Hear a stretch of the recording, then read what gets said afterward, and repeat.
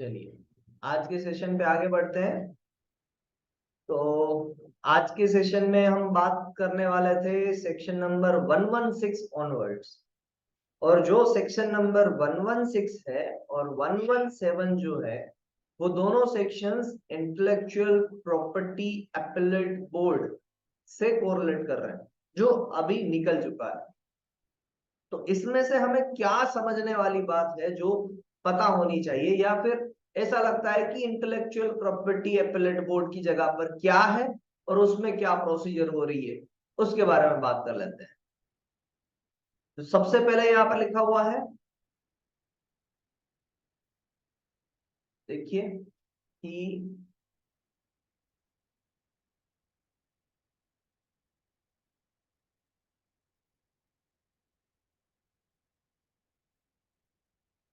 2022 से जो अमेंडमेंट आया था वहां से दिल्ली हाई कोर्ट में intellectual property division, intellectual property right division इसको कहा जाता है, तब वहां पर था। अब सारी हाई कोर्ट्स में वो एस्टेब्लिश हो रहे हैं धीरे धीरे। सो हाई कोर्ट के अंदर आईपीडी करके एक सेक्शन एस्टेब्लिश हो रहा है।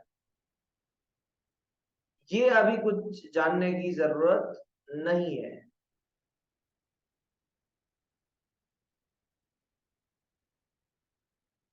जी हाँ, यहां पर कुछ जानने वाली बात है। सेक्शन नंबर 117 ए क्या कह रहा है कि कौन कौन से सेक्शन है जो अपीलेबल होते हैं अपीलेट बोर्ड में, यानी जिस डिसीजन जो लिया गया है कंट्रोलर के द्वारा अपॉन फॉलोइंग सेक्शंस, वहां से हमें पता चलेगा कि कौन कौन से सेक्शंस में अपीलेबल हो सकता था अपीलेट बोर्ड में। तो वही सेक्शन सारे आ सकते हैं आईपीडी में भी, और कैसे वहां पर प्रोसेस करनी है। तो अपीलेबल सेक्शन 15 टू 20। अगर कोई कहना चाहेगा कि सेक्शन 15 टू 20 इन जनरल क्या कहना चाहता है? Powers of controller. Power of controller. तो कंट्रोलर के पास पावर थे, उसी की वजह से कंट्रोलर ने कुछ डिसीजन लिए, चाहे वो डिविजनल एप्लीकेशन के हो, चाहे वो एंटिसिपेशन के हो, चाहे वो पोटेंशियल इन्फ्रिंजमेंट के हो। ये सारे डिविजन्स अपीलेबल है। अगर एप्लीकेंट को ऐसा लगे कि उसको कंट्रोलर के ऑर्डर के साथ सहमत नहीं होना है, इट इज ओके, वो अभी आईपीडी में जा सकते हैं, अपील कर सकते हैं। Section 25, section 28, 25 opposition, 28 true and first inventor, 51, 54, 57 किसके लिए है? याद आ रहा है account? Hello, am I audible? 54 added, yeah, 54, 51 is for वो ओनर। 51 is for co-owners का and controllers decision in that. 54 addition, 57 amendment. Comment किया गया हो, पेटेंट ऐड की गई हो, या फिर तीन में से दो ओनर ने फॉर्म नंबर 11 फाइल करके डिस्प्यूट के साथ बात की हो, तो ये सारे केसेस में भी कंट्रोलर के जो डिसीजंस है वो अपीलेबल है। सेक्शन 60, 61, 63, 66, 69 बोलते जाइए कौन कौन सा सेक्शन है, रिवाइज भी होता जाएगा। 60 restoration, 61 उसका opposition, 63 surrender, 66 revocation for public interest, 69 assignment, registration of assignment in fact. 78, 84 clerical error, 78 clerical error, 84 compulsory license, 85 revocation of compulsory license, then 88 terms and conditions set by controller. 91, 90, 91, 92 again related patents, and 92 is used by government for I mean compulsory use by government. 94 termination of compulsory license. तो ये सारी जगह पर आप मोटा मोटा क्या देख रहे हैं कि यहाँ पर कंट्रोलर ने कुछ डिसीजन दिए हैं जो आइदर और किसी भी एक पार्टी को डिस्टर्ब कर रहे हैं, जैसे कि कंपलसरी लाइसेंस में वो पेटेंटी को डिस्टर्ब कर रहे हैं, अगर ओपोजिशन में वो एप्लीकेंट को डिस्टर्ब कर रहे हैं, यानी किसी के अगेंस्ट ऑर्डर जा रहे हैं। जो मेन जो क्रक्स यहां से निकल के आ रहा है ना, किसी एक पर्सन के अगेंस्ट ऑर्डर जा रहे हैं। ऑर्डर वैसे भी वैसे ही होते हैं कि एक पर्सन के अगेंस्ट जाए, मगर ये सेक्शंस में ऐसे 117A में डिफाइन किए गए हैं सेक्शंस, ये सारे सेक्शंस में ऑर्डर देते हैं कौन, कंट्रोलर। तो वो ऑर्डर अपीलेबल थे अपीलेट बोर्ड में, तो वही सारे ऑर्डर्स अपीलेबल है आईपीडी में भी। तो अब क्या करना है, आईपीडी में इंटेलेक्चुअल प्रॉपर्टी राइट डिवीजन में जाके फॉर्म नंबर 9, मगर हमारा नहीं, अर्ली पब्लिकेशन वाला नहीं, फॉर्म नंबर 9 जो ज्यूरिडिक्शनल का होता है, जो सिविल कोर्ट का होता है, आईपीडी का स्पेशली बनाया गया है, वो फॉर्म नंबर 9 फाइल करके 3 मंथ के अंदर अंदर from the date of decision, यानी जो भी डिसीजन लिया गया हो यहां से, उसके 3 महीने के अंदर अंदर जा सकते हैं, आईपीडी में अपील कर सकते हैं, और इसके 10,000 रुपीज चार्ज है। तो फॉर्म नंबर 9 जो भी डिसीजन कंट्रोलर से लिए गए हैं उनको अपील करने के लिए, मगर फॉर्म नंबर 9 किसका, सिविल कोर्ट का, पेटेंट का नहीं। पेटेंट का फॉर्म नंबर 9 क्या कहता है, अर्ली एप्लीकेशन, अर्ली पब्लिकेशन, वो बात नहीं कर रहे हैं। और बाकी की चीजें यहां पर अभी समझने की जरूरत नहीं है, मैंने जितना कहा उतना याद रखिए। कोई डाउट इस स्लाइड में से?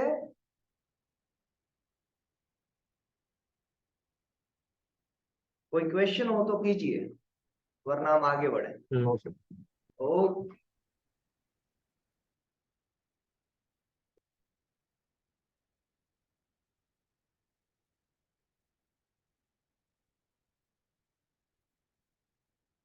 ये एक बात समझिएगा कि हमने बीच में भी पढ़ा था कि कंट्रोलर को हाई कोर्ट या आदेश दे सकते हैं कि आप पर्टिकुलर इस पेटेंट की रिवोकेशन में खुद बैठिए, हाई कोर्ट के जो भी डिसीजंस आ रहे हैं उसके फॉर्म में, या फिर आप अपीलेबल कर रहे हैं आईपीडी में कंट्रोलर, कंट्रोलर ने कोई डिसीजन दे दिया है और कंट्रोलर, अब वो डिसीजन कंट्रोलर का गलत हो रहा है, तो भी controller shall not be ordered to pay the cost of any of the parties।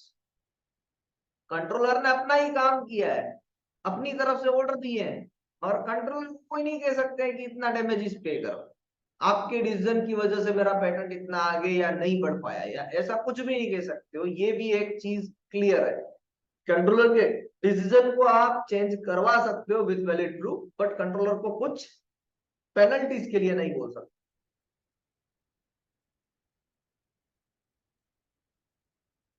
बस बाकी का तो हाँ ये देख लेते हैं।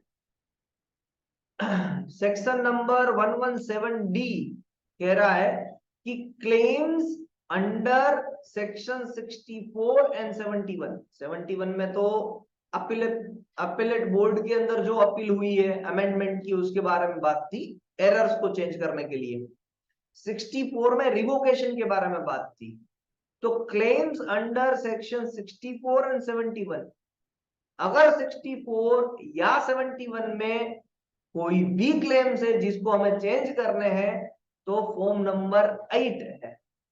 अब हम किसकी बात कर रहे हैं, अब हम हाई कोर्ट की ही बात कर रहे हैं, हाई कोर्ट का या डिस्ट्रिक्ट कोर्ट का कोई ऑर्डर है उसकी ही बात कर रहे हैं, हाई कोर्ट का या डिस्ट्रिक्ट कोर्ट का कोई ऑर्डर है उसकी ही बात कर रहे हैं। और वो जो ऑर्डर है उसको चेंज करने के लिए सर्टिफाइड कॉपी दे दो to controller for such effect.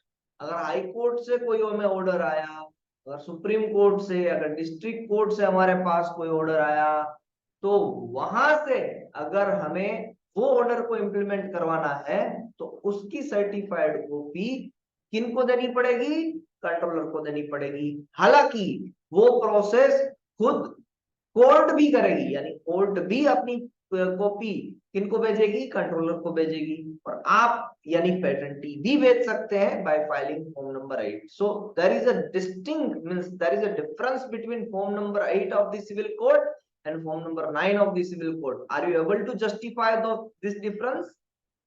आपको समझ में आ रहा है कि दोनों में डिफरेंस क्या है, form number 8 and form number 9 में? जी sir. Very good.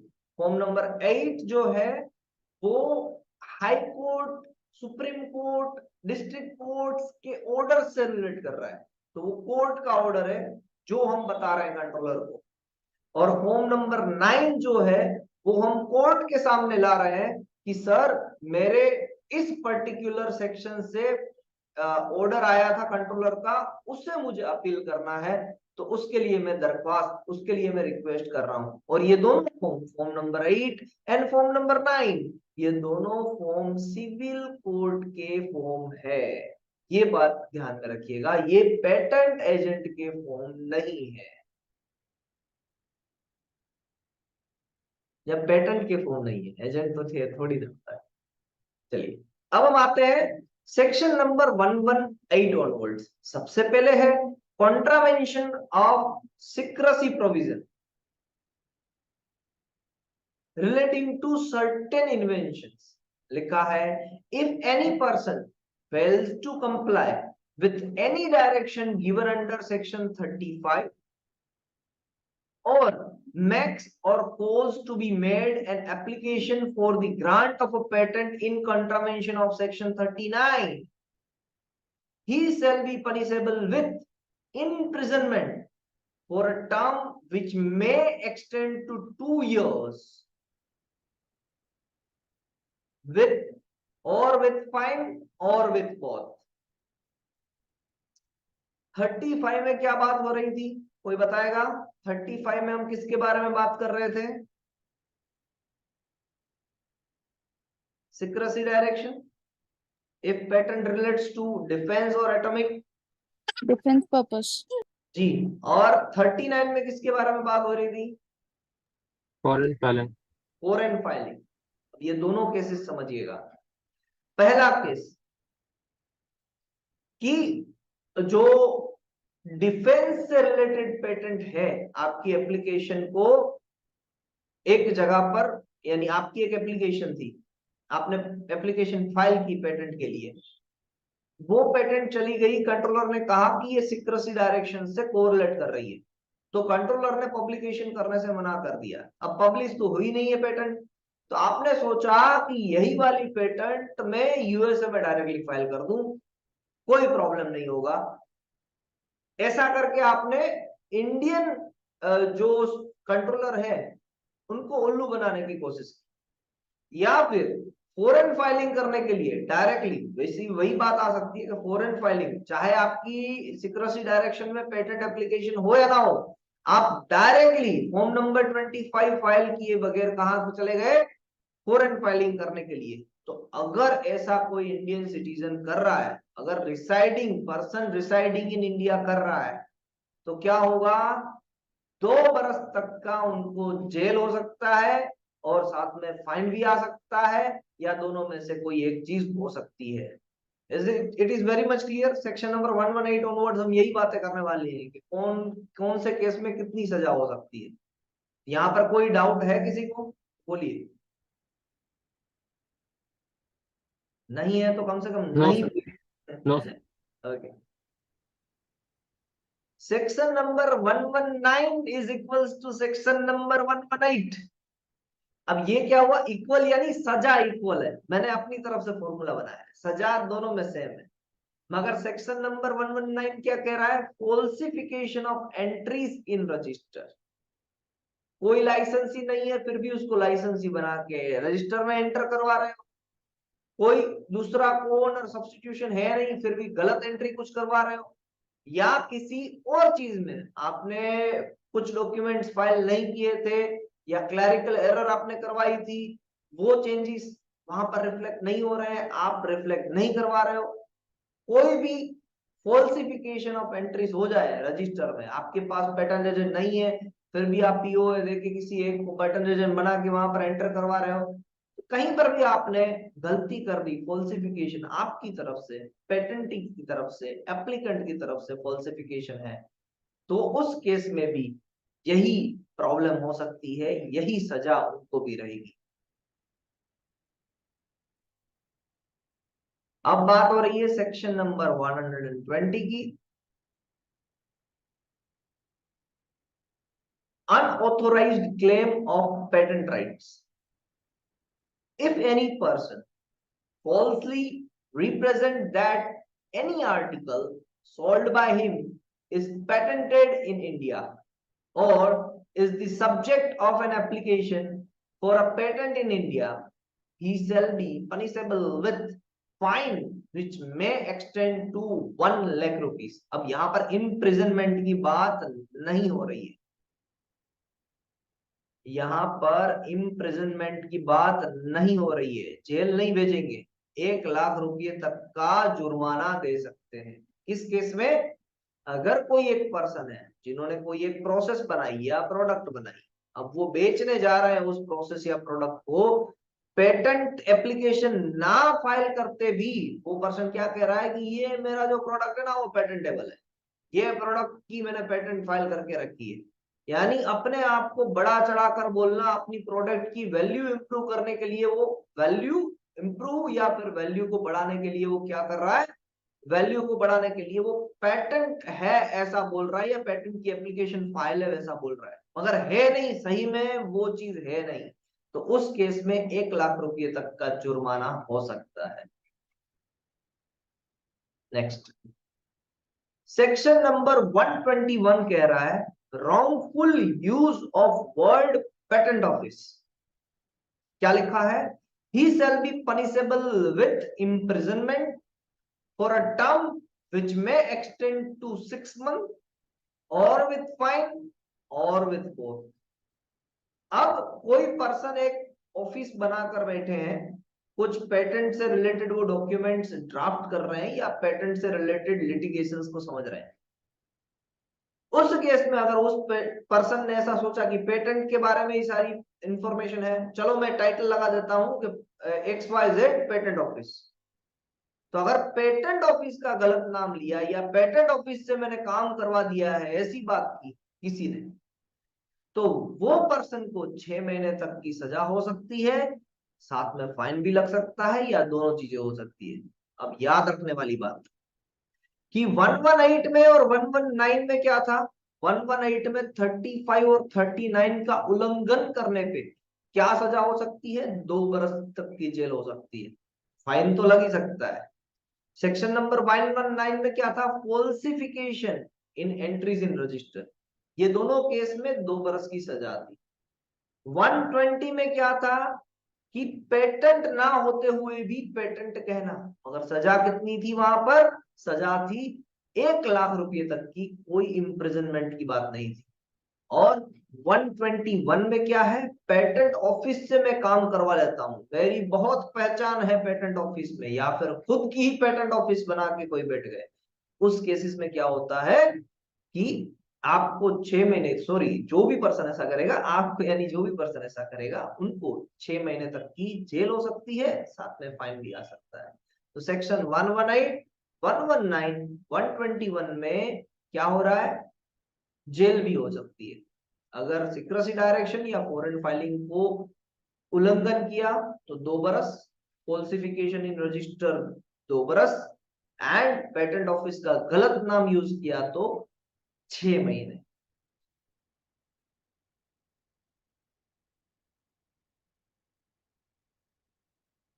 Refusal section number 122 कह रहे हैं रिफ्यूजल और फेलियर टू सप्लाई इंफॉर्मेशन 105, यानी जहां पर सेंट्रल गवर्नमेंट इमरजेंसी केस में ऑक्यूपाई कर रही है आपकी पेटेंट को। 146 आएगा अभी, कंट्रोलर वर्किंग। अब उसमें ये मैंने एग्जांपल्स दिए हैं कि इमरजेंसी के केस में अगर किसी की पेटेंट यूज कर रहे हैं गवर्नमेंट, तो वो पेटेंटी को इंफॉर्मेशन देनी पड़ेगी कंट्रोलर को। अगर कंट्रोलर मांगे कि सेंट्रल गवर्नमेंट आपकी पेटेंट से ये प्रोडक्ट नहीं बना पा रही है, इतनी इंफॉर्मेशन दीजिए, या आपका प्रोडक्ट जो है वो एक बार बता दीजिए, तो बताना पड़ेगा, तो वर्किंग ऑफ द प्रोडक्ट भी बताना पड़ेगा। ये चीजों के लिए ऐसी चीजों के लिए, ये तो एग्जाम्पल है हाइपोथेटिकली, मगर ऐसी चीजों के लिए अगर फेलियर हुआ वो इंफॉर्मेशन देने में, तो वहां पर फाइन में extend up to ₹10 lakh, 10 lakh रुपए तक का फाइन एक्सटेंड हो सकता है। If false information punishable with imprisonment which may extend to 6 months or with fine or with court। या कि अब देखिए सेक्शन नंबर 121 में और 122 में दोनों में कुछ कॉमन है। क्या है?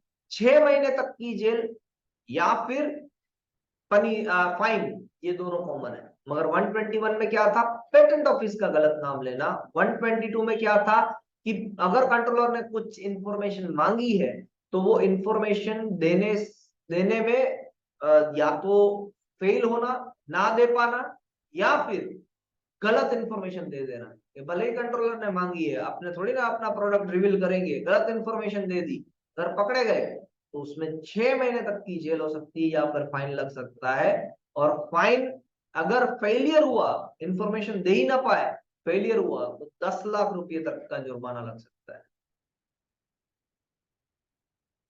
Section number 123, practice by non registered patent agent.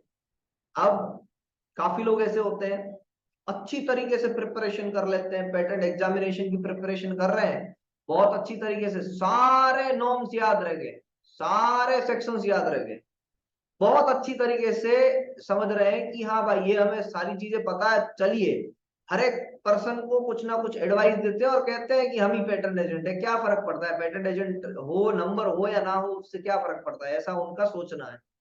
तो क्या करते हैं कि प्रैक्टिस करने लग जाते हैं नॉन रजिस्टर्ड पेटेंट एजेंट की तरह, सबको इंफॉर्मेशन दे रहे हैं और कह रहे हैं खुद को पेटेंट एजेंट, मान न मान मैं तेरा मेहमान। तो वहां पर punishable with fine which may extend to 1 lakh rupees in the case of first offence, पहली बार पकड़े गए तो 1 लाख रुपए तक का जुर्माना, and 5 lakh rupees in case of second और सब्सिक्वेंट ऑफेंस। अगर दूसरी बार से अगर वही गलती रिपीट करते रहो तो फिर 5 लाख रुपए तक का जुर्माना, और नेक्स्ट टाइम जितनी भी बार करोगे तब तक ये जुर्माना साथ में बढ़ता रहेगा। वापस देखिए कोरिलेशन है, सेक्शन नंबर 121, 122, 123 सभी में 6 लाख रुपए का ही कोरिलेशन है। 121 पेटेंट ऑफिस का गलत नाम यूज किया, 6 लाख रुपए। 6 months. Yes sir, So 6 months, 6 lakh rupees. Sorry 6 month imprisonment. 122 again 6 month imprisonment, और 123 में भी 6 का ही, सॉरी 6 लाख रुपीस का नहीं, 6 का कोरिलेशन है। 6 क्या है वहां पर? 5 + 1 लाख। पहले ऑफेंस में 1 लाख रुपए, दूसरे ऑफेंस में 5 लाख रुपए। तो 121, 122 एंड 123 को याद रखना है तो किस तरीके से याद रखोगे? 6 से याद रखोगे, 6 से याद रखोगे। और 120 1 लाख रुपए का ही बात है, उसको एक साइड में रखिए। 118 35 या 39 2 बरस तक की जेल। 119 फॉल्सिफिकेशन एंट्रीज इन रजिस्टर 2 बरस तक की जेल। कोई डाउट है यहां पर किसी को? नहीं सर। ओके, चलिए आगे बढ़ते हैं। सिर्फ 121 और 122 में 6 महीने की जेल है ना? जी मैडम, 122 में 6 महीने की जेल, और 121 में भी 6 महीने की जेल। 121 में भी 6 महीने की जेल। ओके।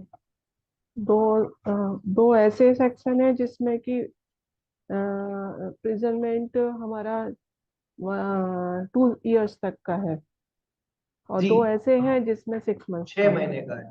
और इसको भी 6 से याद रख सकते हो, 123 को भी 6 से याद रख सकते हो कि अगर पेटेंट एजेंट ना होते हुए भी पेटेंट एजेंट की तौर पे काम किया तो पहली बार पकड़े गए तो 1 लाख रुपए, और दूसरी बार ऑनवर्ड्स 5 लाख रुपए तक का जुर्माना। Okay, thank you.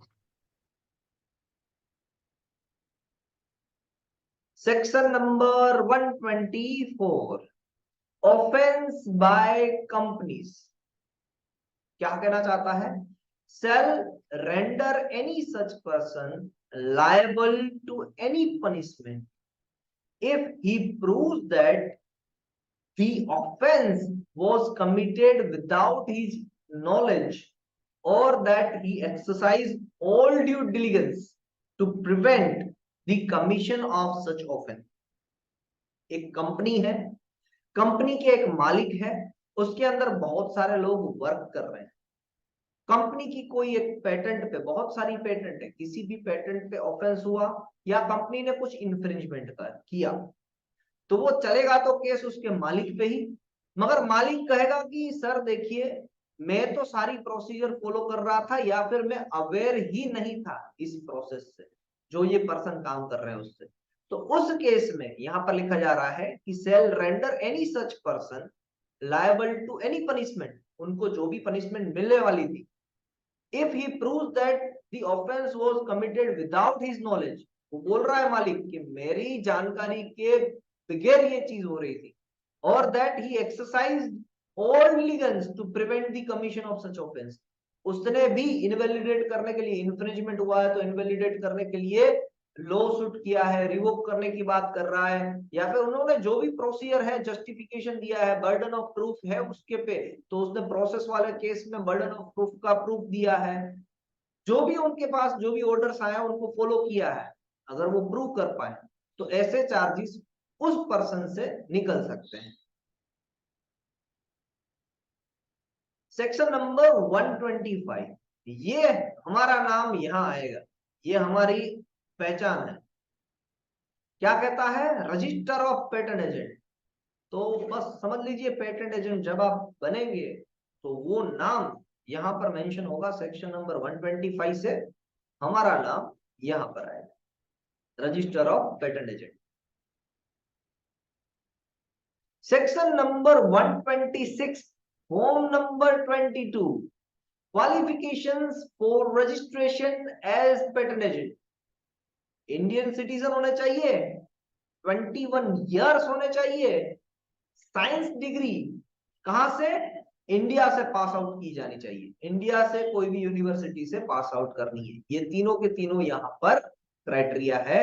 इसको सेटिस्फाइड करते हुए जो भी हम फॉर्म फिलअप करते हैं at the time of examination, कहने की शायद जरूरत नहीं है क्योंकि सभी लोगों ने किया ही होगा। So that is form number 22। Section number 127, form number 26, rights of patent agent. Patent agent क्या कर सकते हैं? पेटेंट एजेंट प्रैक्टिस कर सकते हैं बिफोर द कंट्रोलर, यानी हम एक्चुअली जब पेटेंट एजेंट बनेंगे तब क्या करेंगे? कंट्रोलर को रिप्रेजेंट करेंगे, कंट्रोलर के साथ काम करेंगे, and to prepare all document, transact all business and discharge such other functions as may be prescribed in the connection with any proceeding before the controller under this act। तो जो भी हम किसी भी पर्सन की एप्लीकेशन को forward कर रहे हैं तो किनको कर रहे हैं? कंट्रोलर को तो कर रहे हैं कि सर मैं एक पेटेंट एजेंट हूं, मुझे पता है पेटेंट एक्ट के नॉर्म्स, मुझे पता है सारी मार्जिन कैसे रखनी है, सारे रूल्स, सारी टाइमलाइंस, और अब ये सब कुछ पढ़ के मैं आपके सामने ये डॉक्यूमेंट रख रहा हूं विद सच माइंडसेट कि यहाँ पर जो भी चीजें पेटेंट एक्ट में लिखी हुई है वो सारी मुझे पता है।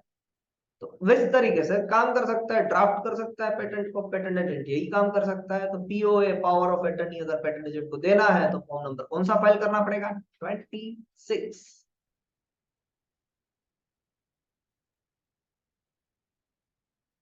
सेक्शन नंबर 128, यहां पर क्या है? Subscription and verification of certain documents by patent agent. लिखा क्या है? If outside India he can authorise other patent agent to sign on behalf of it. देखिए इसमें बात क्या हो रही है, आप पेटेंट एजेंट बन गए, बहुत बड़े पेटेंट एजेंट बन गए। जनरली पेटेंट एजेंट का काम, इंडियन सिटीजन तो डायरेक्टली भी फाइल कर सकता है पेटेंट को, बाहर वाले लोगों को जब फाइल करना है इंडिया में तो पेटेंट एजेंट कंपलसरी होगा। तो उस पर्सन के लिए पेटेंट एजेंट शायद जाएगा कभी फॉरेन कंट्रीज में वो पेटेंट बनाने के लिए, क्लाइंट को मिलने के लिए। अब हुआ कैसा कि यहाँ पर हियरिंग आ गई है दूसरे केस में, तो वो पेटेंट एजेंट दूसरे पेटेंट एजेंट को हायर कर सकता है, ऑथोराइज कर सकता है, कह सकता है कि भाई साहब ये देख ले, तू यहाँ पर इतना चला हुआ है केस, आगे का केस तू संभाल पेटेंट एजेंट बन के, मैं तुझे ट्रांसफर कर रहा हूं। तो ये प्रोविजन है एज पर सेक्शन 128। मुझे यहां से लगा कि हाँ ये कुछ बात है, इसमें ये पढ़ने जैसा है कि सेक्शन 128 कह रहा है कि पेटेंट एजेंट दूसरे पेटेंट एजेंट को ऑथोराइज कर सकता है कि आप ऑन बिहाफ ऑफ मी, मैंने अभी तक जो केस चलाया था वो आगे बढ़ाइए। जनरली यहां तक का तो पता ही होता है कि पेटेंट एजेंट को अगर हायर किया है तो वो केस चला सकता है आगे, मगर ये उससे भी आगे वाली बात होगी।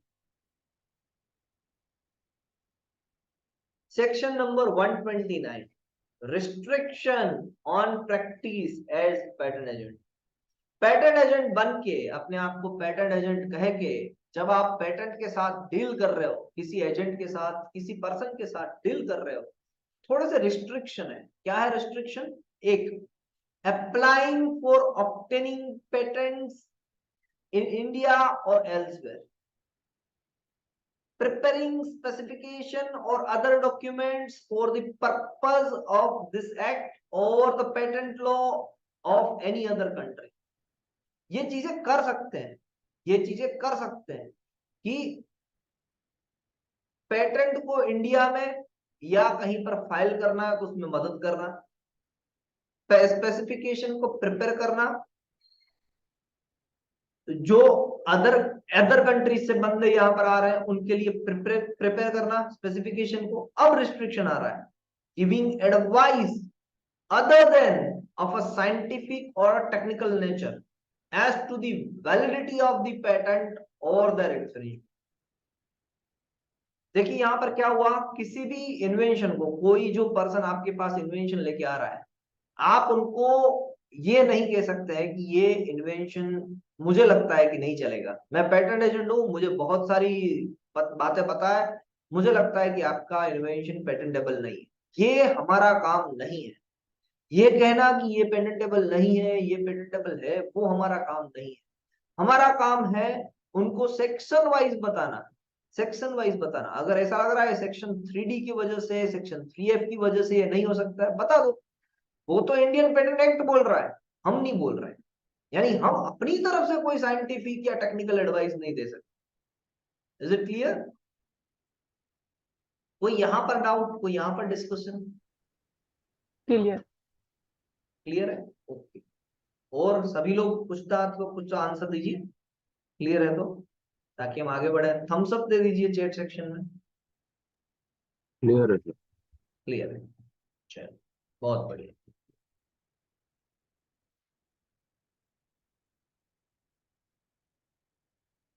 Thank you.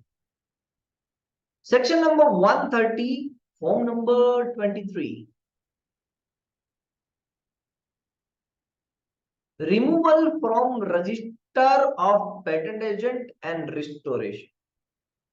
पेटेंट एजेंट जैसे ही आप बन जाएंगे फिर भी आपका नाम पेटेंट एजेंट रजिस्टर से निकल सकता है। कौन कौन से केस में? That his name has been entered in the registered by error on account of misinterpretation और suppression of material fact.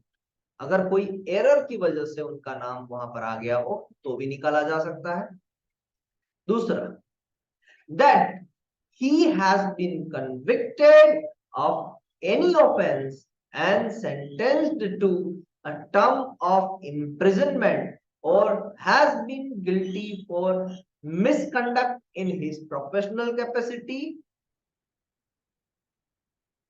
which in the opinion of the controller renders him to unfit to be kept in the register। जैसे कि अभी कहा, ये दूसरा वाला पहले समझा देता हूं फिर पहले वाले पे आते हैं। जैसे कि अभी कहा, as per section 129 patent agent को साइंटिफिक या टेक्निकल एडवाइस देने से बचना चाहिए। वो पेटेंट एजेंट नहीं बच रहा है। साथ ही में क्या हो रहा है, पहले वाले को भी कवर करते हैं। अगर ऐसा भी हो जाए कि देखिए गलत तरीके से वो पेटेंट एजेंट जो है उनको हर ईयर 800 रुपये देके अपने लाइसेंस को रिन्यू करवाना रहता है, तब जाके वो लाइसेंस रिन्यू होता है। तो उन्होंने, पेटेंट एजेंट ने हर बरस ये 800 रुपये ना देते हुए एक भी बरस में वो भी लैप्स हो गए, यानी उन्होंने नहीं पे किए, तो दो केसेस हो सकते हैं। नंबर 1, फॉर्म नंबर 23 फाइल करके वो अपना नाम निकलवा भी सकते हैं या उनका नाम निकल भी जाएगा। जनरली निकालने के लिए बात नहीं होती है, फिर से अगर 800 रुपये पे करना भूल गए और वापस उनका नाम रिस्टोर करना है तो उसके लिए फॉर्म नंबर 23 फाइल करेंगे। या फिर इंटेंशनली अब उनको लगता है कि मैं पेटेंट एजेंट तो बन गया, कुछ काम नहीं बन रहा है, कोई पेटेंट नहीं आ रही है, इससे अच्छा ये 800 रुपये में पे ना करूं, रिन्यूअल एनुअल फी जो है उसको मैं पे ना करूं, और उनकी ऐसी थॉट प्रोसेस है, तो वो थॉट प्रोसेस से वो जो पेटेंट एजेंट है वो अपना नाम निकाल लेता है जैसे ही पेटेंट एजेंट रजिस्टर से, और बाद में भी वो कुछ काम कर रहा है as being a patent agent किसी के साथ, तो वहां पर तो उनको सजा होने वाली है। 1 लाख रुपए तक का जो फाइन है फर्स्ट ऑफेंस में, दूसरी बार 5 लाख रुपए तक का फाइन। अब उसने पेटेंट ऑफिस का नाम ले लिया तो फिर इम्प्रिजनमेंट भी होने वाला है। कुछ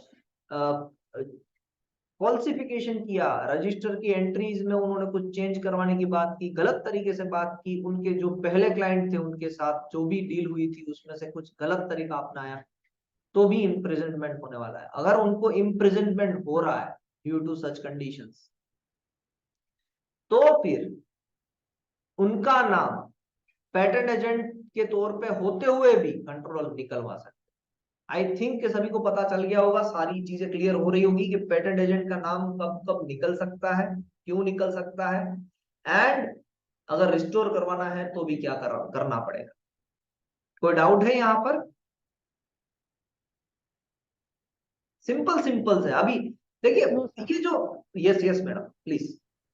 नहीं सर, कोई डाउट नहीं है। हाँ कोई डाउट नहीं, ये सिंपल सिंपल से सेक्शन है। अभी तक हमने इतने बड़े बड़े सेक्शंस पढ़ लिए हैं ना, अभी ये बहुत सिंपल लगेंगे, क्योंकि यहाँ पर जनरली ऐसी बात हो रही है, पनिश होगा, ये पनिश होगा, वो पनिश होगा, और कुछ नहीं, पनिशमेंट की बात है।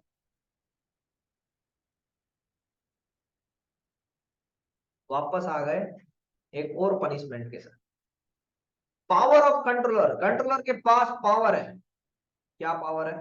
तो कंट्रोलर के पास ही पावर है to refuse to deal with certain agents. मना कर सकता है किसी किसी एजेंट के साथ काम ही नहीं करना है, भाई इस बंदे के साथ मुझे काम नहीं करना था। Any individual whose name has been removed from and not restored to the registered, जिसका नाम निकल चुका है, रिन्यूअल फी पे नहीं की है और वापस या रिस्टोरेशन की बात नहीं की है, तो उनके साथ वो मना कर सकते हैं, इस पेटेंट एजेंट के साथ मैं काम नहीं करूंगा। Any person who has been convicted of an offense under section 123, याद आ रहा है 123 क्या था? किनको याद आ रहा है 123? 118 1 lakhs और 5 lakhs वाला था ना? हाँ, 118, 119, 35, 39, 118, फॉल्सिफिकेशन इन एंट्री 119, 120 में क्या था? 1 लाख नहीं है 1 लाख, बट किसके लिए? पेटेंट का गलत यूज किया कि भाई राइट्स ऑफ पेटेंट है, पेटेंट, राइट्स ऑफ पेटेंट नहीं थी फिर भी पेटेंट कहा। 121 में क्या था? पेटेंट ऑफिस की बात हो रही थी। 122 में क्या था? इनकरेक्ट इंफॉर्मेशन और रिफ्यूजल, दोनों में से कोई, मतलब डिले करना एंड इनकरेक्ट इंफॉर्मेशन। हाँ, जो कंट्रोलर ने इंफॉर्मेशन मांगी है उनको या तो वो ना दे पाना या फिर उसमें गलत इंफॉर्मेशन देना। और 123 आ रहा था पेटेंट एजेंट ना होते हुए भी पेटेंट एजेंट की तरह काम कर रहा। सो ये ऑफेंस के अंदर आ रहा है सेक्शन 123 के अंदर, उनके साथ भी ये वैसे तो बात हो रही है कि इनको गिना ही नहीं जाएगा पेटेंट एजेंट, बट यहाँ पर लिखा हुआ है कि कंट्रोलर ही मना कर देंगे कि ऐसे पेटेंट एजेंट के साथ काम नहीं करना है।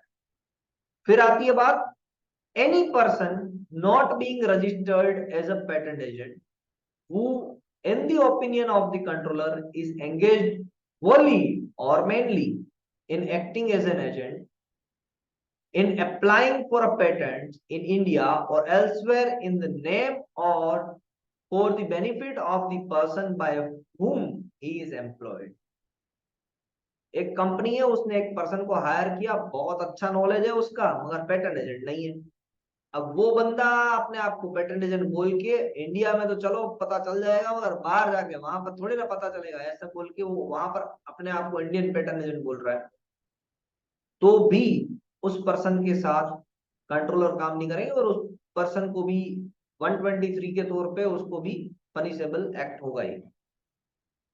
फिर आ रही बात, एनी कंपनी और firm if any person whom the controller could refuse to recognize as an agent in respect of any business under this act is acting as a director or manager of the company or a partner in the firm.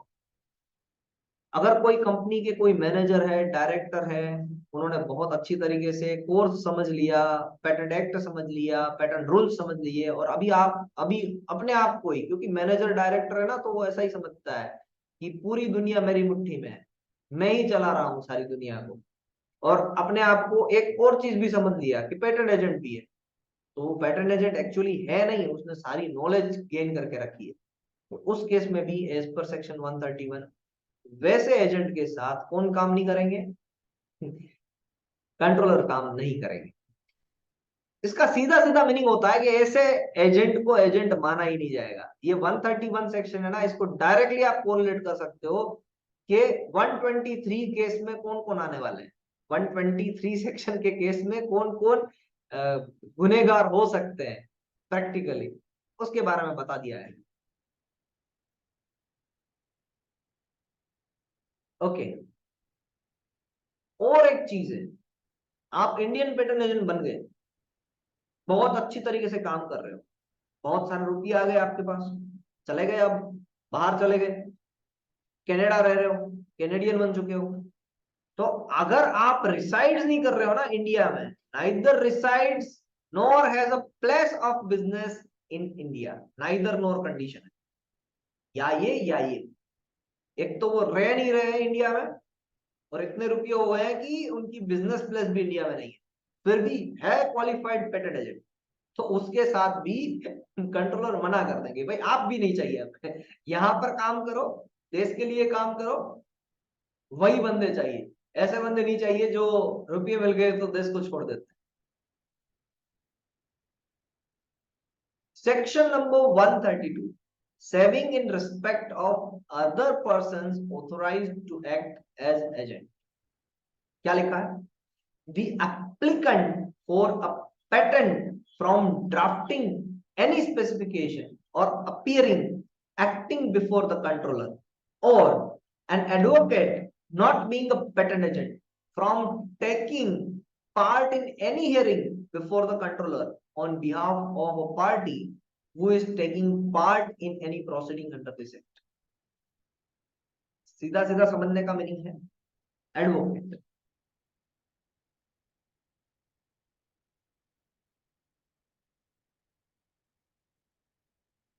Patent एक property है, property के लिए patent agent को ही लेके जाना कोई जरूरी बात नहीं। आप अपनी प्रॉपर्टी के लिए कहीं पर भी केस लड़ने जा रहे हो, एडवोकेट को भी लेके जा सकते हो, भले ही वो एडवोकेट पेटेंट एजेंट ना हो, कोई प्रॉब्लम नहीं। पेटेंट एजेंट को भी लेके जा सकते हो, patent agent on behalf of you, आपकी पेटेंट के जो अगर आप उनको अथॉरिटी दे रहे हो, तो पेटेंट एजेंट भी हियरिंग के लिए जा सकता है और एडवोकेट भी जा सकता है, यही बात यहां पर लिखी गई। Any doubt from this sections? Say yes और no at least. No doubt sir. No doubt, चलिए आगे बढ़ते हैं। बहुत बढ़िया।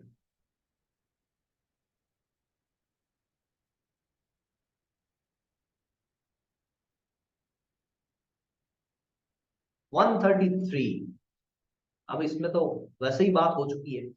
Convention countries, bilateral treaty, national treatment, Paris convention, conventional countries जो पेरिस कन्वेंशन से जुड़ी हुई है सारी कंट्रीज, उन्हें हम कहते हैं कन्वेंशनल कंट्रीज। बायलैटरल ट्रीटी है, वहां पर नेशनल ट्रीटमेंट, अगर वहां के पर्सन के जैसी नेशनल ट्रीटमेंट हमें मिलेगी तो हम भी उन्हें अपने देश की नेशनल ट्रीटमेंट देंगे। यहाँ पर जो भी नेशनली जो ट्रीटमेंट मिल रही है सभी को, वही ट्रीटमेंट उनको भी मिलेगी। तो ये बायलैटरल ट्रीटी है, और इस ट्रीटी से जो बंधे हुए हैं वो सारे कंट्रीज क्या है, कन्वेंशन कंट्रीज। बाकी इसमें टाइमलाइन तो पता ही है, 12 महीने वाली। अगर कन्वेंशन कंट्रीज में एप्लीकेशन करनी है तो 12 महीने वाली टाइमलाइन है, वो आएगी भी आगे 135 में। 134 रेसिप्रोसिटी, सेक्शन 6 का उल्टा। अगर नेशनल ट्रीटमेंट नहीं दोगे, ऊपर बात कर रहे थे 133 में कि नेशनल ट्रीटमेंट देनी है, कन्वेंशन कंट्री है इसीलिए। अगर कोई कन्वेंशन कंट्री नहीं है तो क्या होगा, तो फिर हम भी उसको कुछ राइट्स नहीं देंगे। इंडिया में उसके पास फाइल करने के लिए कोई राइट्स नहीं रहेगा। वहां की कंट्री जैसा हमारे साथ बिहेव करेगी, हम भी उनको वैसे ही ट्रीट करेंगे। क्लियर है? ये स्टेटमेंट कैसा है पता है? हम अपने फॉरेन मिनिस्टर है ना, क्या नाम है उनका, बोलिए। ये वैसी जयशंकर। जयशंकर सर जैसी स्ट्रेटेजी। जयशंकर सर एकदम बरोबर काम कर रहे हैं। कोई उनके मुंह पे कुछ बोल जाए कि आपके इंडिया में ये हो रहा है, तो वो सामने से बोल देते हैं भाई तेरे अमेरिका में भी ये हो रहा है, don't say to India anything वरना बायलैटरल ट्रीटी वहां पर लागू हो जाएगी। ये वैसी बात है। 135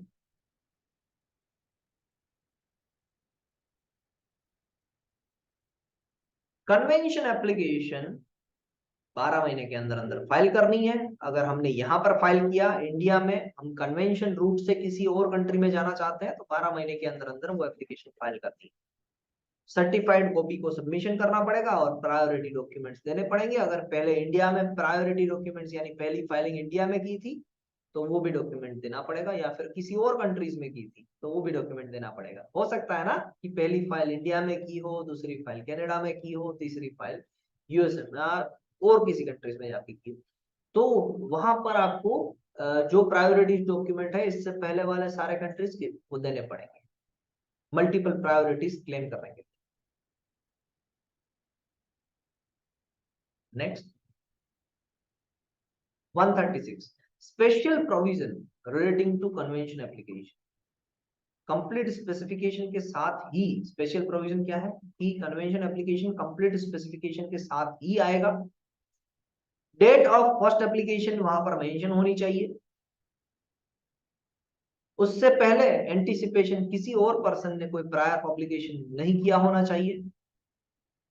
कंप्लीट स्पेसिफिकेशन उसे ही कहा जाएगा जो क्लेम के साथ होते हैं, एंड पोस्ट डेट किया जा सकता है कंप्लीट स्पेसिफिकेशन को अप टू 6 मंथ। तो ये सारे स्पेशल प्रोविजंस मेंशन भी किए गए हैं 136 सेक्शन में रिलेटेड टू कन्वेंशन एप्लीकेशन। कि कन्वेंशन एप्लीकेशन कौन फाइल कर सकता है, कंप्लीट स्पेसिफिकेशन है तो ही फाइल कर सकते हैं। डेट ऑफ फर्स्ट एप्लीकेशन वहां पर मेंशन होनी चाहिए, नो प्रायर एप्लीकेशन होने चाहिए, कंप्लीट स्पेसिफिकेशन उसे ही कहेंगे जो क्लेम के साथ है, और पोस्ट डेट किया जा सकता है up to 6 month.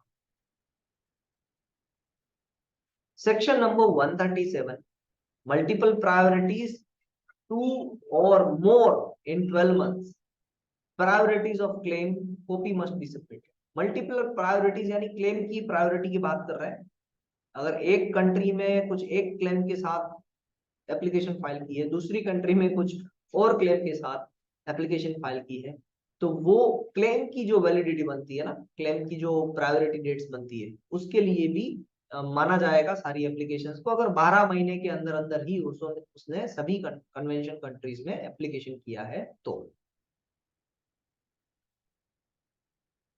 138 supplementary provisions as to convention application क्या है? Certified copy if required, English translation, complete specification in India.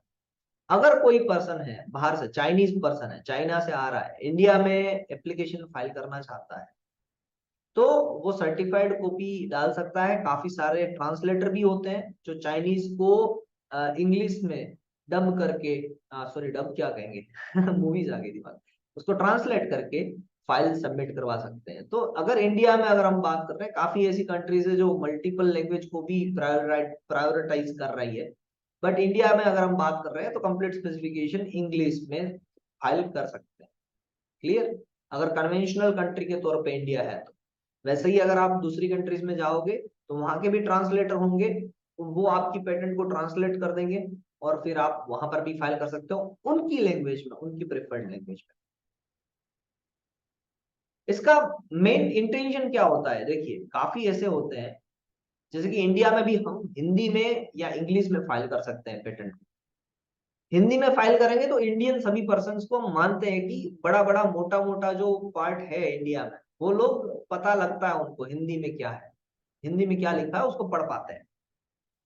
तो वैसे ही चाइनीज में पढ़ना चाइनीज लोगों के लिए आसान होता है एज कम्पेयर टू इंग्लिश। अगर चाइना ने भी इंग्लिश को प्रायोरिटी दी है तो कुछ प्रॉब्लम नहीं है, नहीं दी है तो हमें कन्वर्ट करवाना पड़ेगा। अगर हम चाइना के अंदर उस पेटेंट से बाकी के लोगों को रोकना चाहते हैं कि आप ऐसी इन्वेंशन मत बनाइए, हमें चाइना की गवर्नमेंट ने ग्रांट दे के रखी है ऐसी पेटेंट पे, तो वो चीज के लिए चाइनीज लैंग्वेज में अगर वो पेटेंट है तो चाइना के सारे लोग पढ़ पाएंगे। ये सिंपल सा एक दिमाग में थॉट प्रोसेस रखिएगा कि इजीनेस करने के लिए ये बात हो रही है।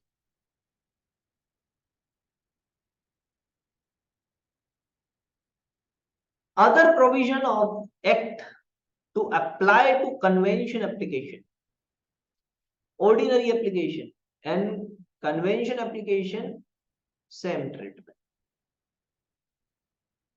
मीनिंग इसका इतना ही है कि कन्वेंशन एप्लीकेशन एक ऑर्डिनरी एप्लीकेशन की तरह ही है, और अगर मैं कहूं कि कन्वेंशन एप्लीकेशन की भी टर्म कितनी रहेगी तो कहेंगे कि ऑर्डिनरी एप्लीकेशन की तरह ही प्रायोरिटी डॉक्यूमेंट से 20%, पहली एप्लीकेशन से 20%। पेटेंट इंटरनेशनल पेटेंट या पीसीटी के तहत हम नहीं जा रहे हैं, इंटरनेशनल पेटेंट नहीं फाइल कर रहे हैं, हालांकि कर रहे हैं बाहर की कंट्री में, मगर उसकी पेटेंट की टर्म उतनी रहेगी जितनी एक ऑर्डिनरी एप्लीकेशन की, और ऑर्डिनरी एप्लीकेशन की तरह ट्रीटमेंट भी उसको मिलेगी।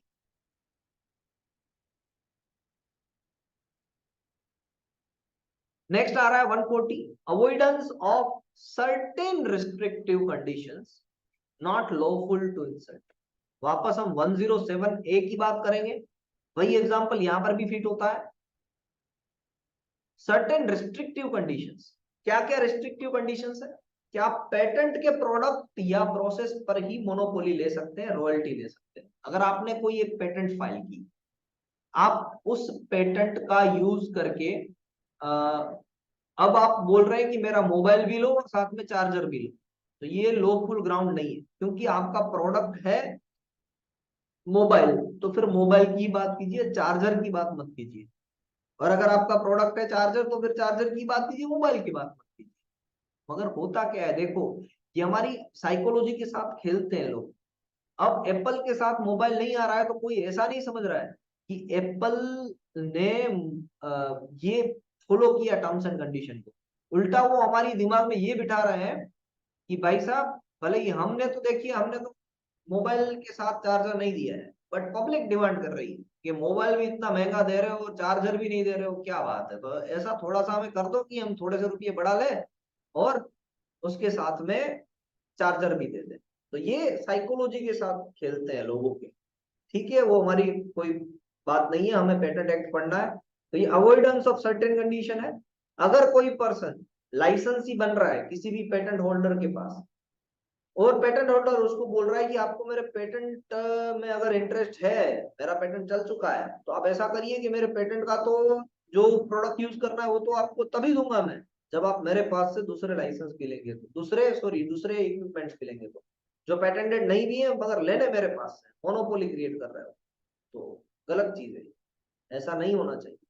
दूसरी चीजों के लिए लाइसेंस ही जा सकता है, और कंट्रोलर के पास कह सकता है या कोर्ट में जा सकता है कि सर ये क्या बात कर रहा है, एक मोबाइल के लिए मुझे बाकी सारी एसेसरीज दे रहा है, ये तो नहीं चलेगा ना। तो कोर्ट कहेगा कि एज पर सेक्शन 140 ये नहीं चलेगा। Any doubt?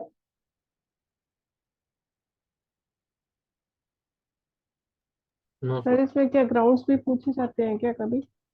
नहीं मैडम, ग्राउंड्स यानी कैसे ग्राउंड्स आप बात कर रहे हैं? इसके जो सब ये जो सेक्शन उनकी ना, हाँ sub section A to D लिखते हैं ना नहीं जैसे। मैडम, ऐसा ही एक केस स्टडी थी, वहां पर बस आप अगर सबसेक्शन के साथ बता सकते हैं तो ठीक है, बट नहीं भी है तो आप सिर्फ 140 का उल्लेख कर देंगे तो उनको पता चल जाएगा कि ये मिसलेनियस जो सेक्शंस है वहां से बात कर रहे हैं। एक एग्जांपल और एक देता हूं, इसमें और एक एग्जांपल था, ऐसा ही कुछ था, राम था, एक राम करके एक लड़का था, वो राम करके लड़के ने एक किसी पर्सन को, श्याम ले लेते हैं, श्याम को एक कोई चीज तो दी, वॉच दिया या कोई और चीज दिया, इन्होंने बेचा, राम ने बेचा वॉच, किनको, श्याम को, श्याम ने 500 रुपीज में वो वॉच खरीद ली। उसके बाद में श्याम को पता लगा कि ये जो वॉच खरीदी है मैंने, वो तो एक्चुअली पेटेंटेड प्रोडक्ट है, किसकी, राम श्याम गोपाल की। ओके, तो गोपाल की पेटेंटेड प्रोडक्ट है, और जो श्याम है उसने कहां से खरीदी है, राम से खरीदी। तो क्या श्याम ने कुछ इंफ्रिंजमेंट किया? अब गोपाल तो देखेगा इसको, गोपाल इसको देख भी रहा है श्याम को कि भाई साहब ये तो मेरी वॉच लेके बैठा है, तो गोपाल ने कांटेक्ट किया श्याम को कि भाई साहब ये मेरी वॉच कहां से आई, पैसे तो मुझे, रॉयल्टी दो, मेरी पेटेंट है, मैं पेटेंट हूं इसका। अब श्याम ने बताया कि सर मैंने तो इससे परचेज किया था, और श्याम के पास ये 500 रुपीज की क्या है, रिसिप्ट भी है। तो इस केस में इन्फ्रिंजर कौन हुआ,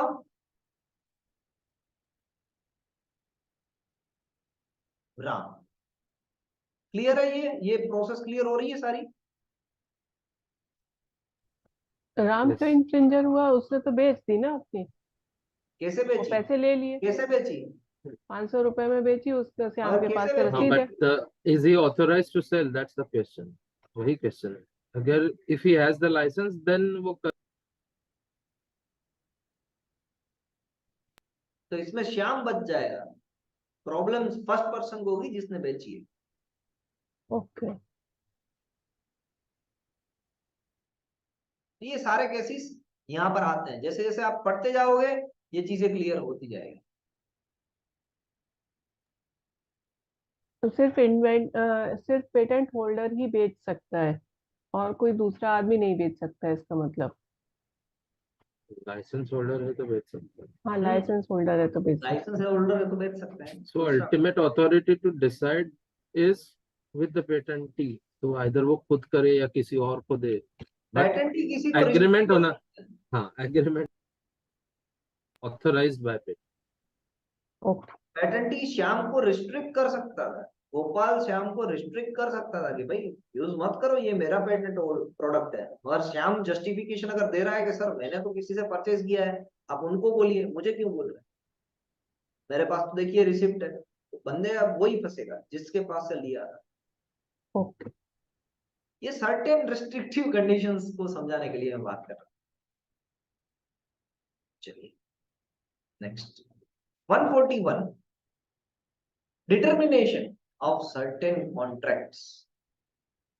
Contract when patent in force if not than 3 months. देखिए पेटेंट लैप्स हो चुकी है, और पेटेंटी अभी भी उसकी, जो जिसको लाइसेंस दिया है ना, पेटेंट लैप्स हो चुकी है, उसने रिन्यूअल फीस पे नहीं की है, लाइसेंस भी देके रखा है पेटेंट का किसी। अब वो लाइसेंसी से ज्यादा रुपये नहीं मांग सकता है, रॉयल्टी नहीं मांग सकता है, ये कह नहीं सकता है कि भाई अब ये पेटेंट तो इनफोर्स नहीं है ना, तो 3 महीने के अंदर अंदर वो जो पर्सन है पेटेंटी, उसको बता देना पड़ेगा लाइसेंसी को, भाई साहब अब पेटेंट का काम काज हो गया है, खत्म, अब कोई रॉयल्टी आपको नहीं लगेगी, आप भी बेचो, मैं भी बेचता हूँ, दुनिया में कोई भी बेच सकता है। तो ये लैप्स पेटेंट जो हो जाती है, या जब भी इनफोर्स नहीं रहती है, तो उस केस में जो भी कॉन्ट्रैक्ट्स है उस पेटेंट के साथ वो इनवैलिडेट हो जाते हैं, उस केस में, उस टाइम पे, उस ड्यूरेशन पे इनवैलिडेट हो जाते हैं वो सारे कॉन्ट्रैक्ट्स। ये बातें लिखी हैं 141 में। 142, 3 + 6 फॉर्म नंबर 4 एंड 9 मंथ तक रिन्यूअल फीस पे की जाती है। ये सारी चीजें लिखी है 142 में, जो हमें ऑलरेडी डिस्कस कर लिए कि जब ग्रांट मिल जाती है उसके 3 महीने में हमें रिन्यूअल फीस पे करनी होती है, और ज्यादा से ज्यादा उसे हम फॉर्म 6 फाइल करके 9 मंथ तक आगे लेके जाते हैं। दैट पर्टिकुलर स्टेटमेंट इज हमने डिस्कस किया था 60 सेक्शन में, मगर वो स्टेटमेंट है 142 से। 143 restriction upon publication of a specification, secrecy direction, 15 month, form 29 and complete specification not filed in 12 months। कहाँ किस किस केस में पब्लिकेशन पे रिस्ट्रिक्शन है? पहला तो है अगर एप्लीकेशन सिक्रेसी डायरेक्शन में हो तो पब्लिकेशन नहीं होगा।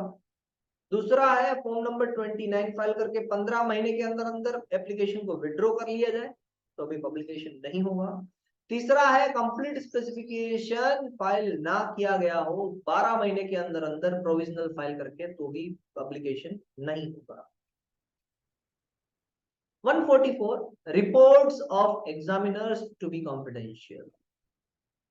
पहले भी मैंने कहा था, अभी मैं कर रहा हूं, फर्स्ट एग्जामिनेशन रिपोर्ट जो पैटेंटी या एप्लीकेंट को मिलता है, सॉरी एप्लीकेंट को ही मिलता है, पैटेंटी वहां पर गलत वर्ड होगा।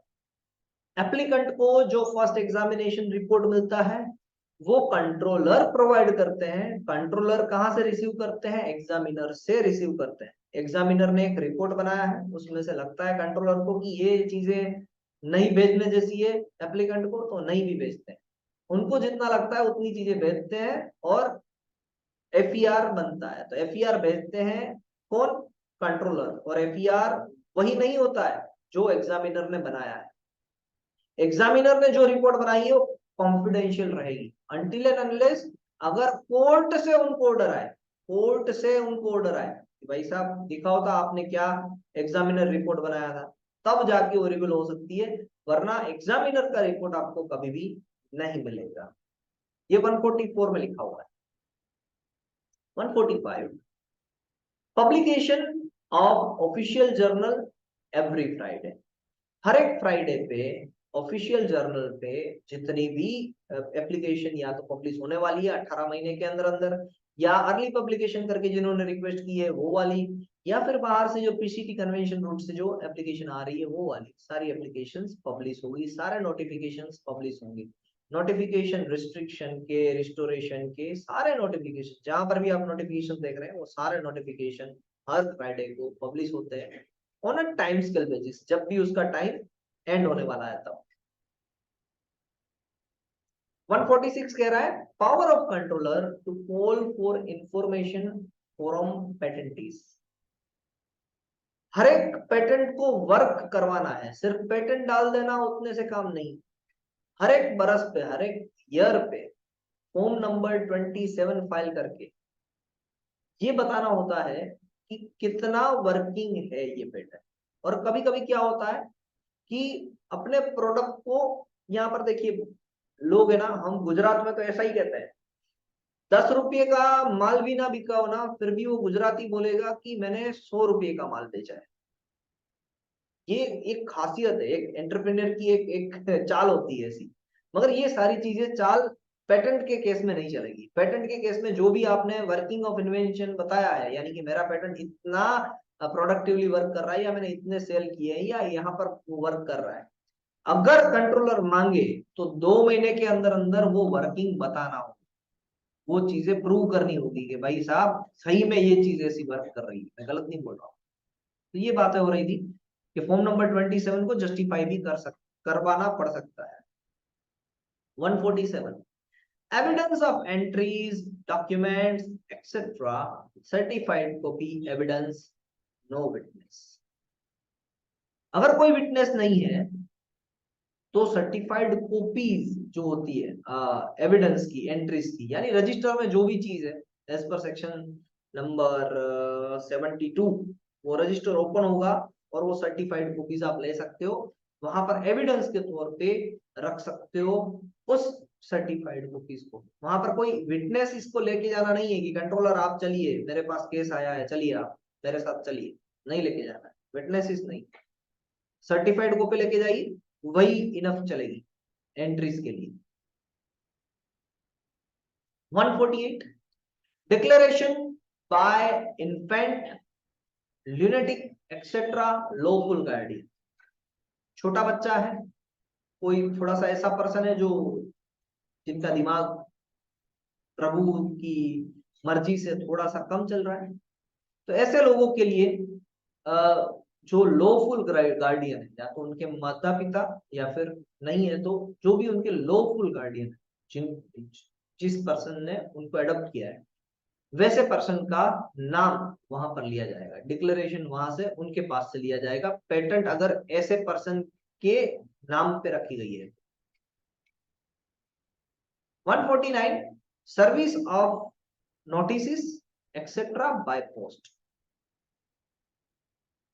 कोई भी पर्सन नोटिस जो देना चाहता है वो बाय पोस्ट भी दे सकता है, मगर पेटेंट एजेंट के लिए रिस्ट्रिक्शन है, उनको सिर्फ और सिर्फ कैसे डील करना है सारी चीजों से, इलेक्ट्रॉनिकली। अन्य कोई भी पर्सन है इंडिया से, अगर कोई भी एक इंडिविजुअल पर्सन है ऐसा कि उसको ऑफलाइन में पेटेंट फाइल करनी है, कर सकते हैं, वो मना नहीं किया जा सकता है, सारी चीजें पोस्ट से भेज सकते हैं। Security for post no business in India, security abandoned. 150 कह रहा है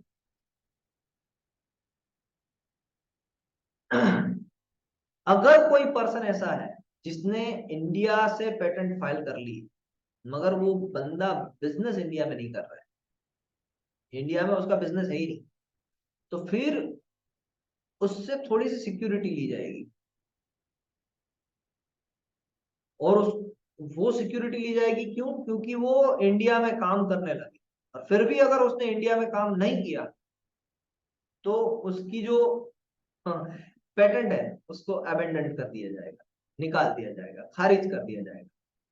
तो अगर थोड़े समय के लिए कोई बोल रहा है कि सर अभी देखिए मैंने पेटेंट फाइल की है, अब आपने ग्रांट कर दिया, अब सडनली मैं कैसे इसमें इंडिया पे काम करना स्टार्ट करूं, तो पहले वो बोलेगा कि थोड़ी सी सिक्योरिटी रखो यहाँ पर, हाँ थोड़े से रुपये दे दो, सिक्योरिटी रखो कि आप काम करोगे। नहीं कर रहे हो, अभी भी नहीं कर रहे हो, 1 बरस हो गया, 2 बरस हो गया, नहीं कर रहे हो, सिक्योरिटी तो गई, आपके पेटेंट भी गई, दोनों चीजें गई। तो ये चीज रखी गई है, जो भी बाहर से एप्लीकेशन आ रही है जनरली उसको कोरिलेट ये करता है। कोई doubt any of the sections from this one? No. ये है ना, पीछे वाले मिसलेनियस में से बहुत ज्यादा नहीं आता, ये 140 ले लो या बस छोटा मोटा ही आता है, इसमें से बहुत ज्यादा नहीं आता है।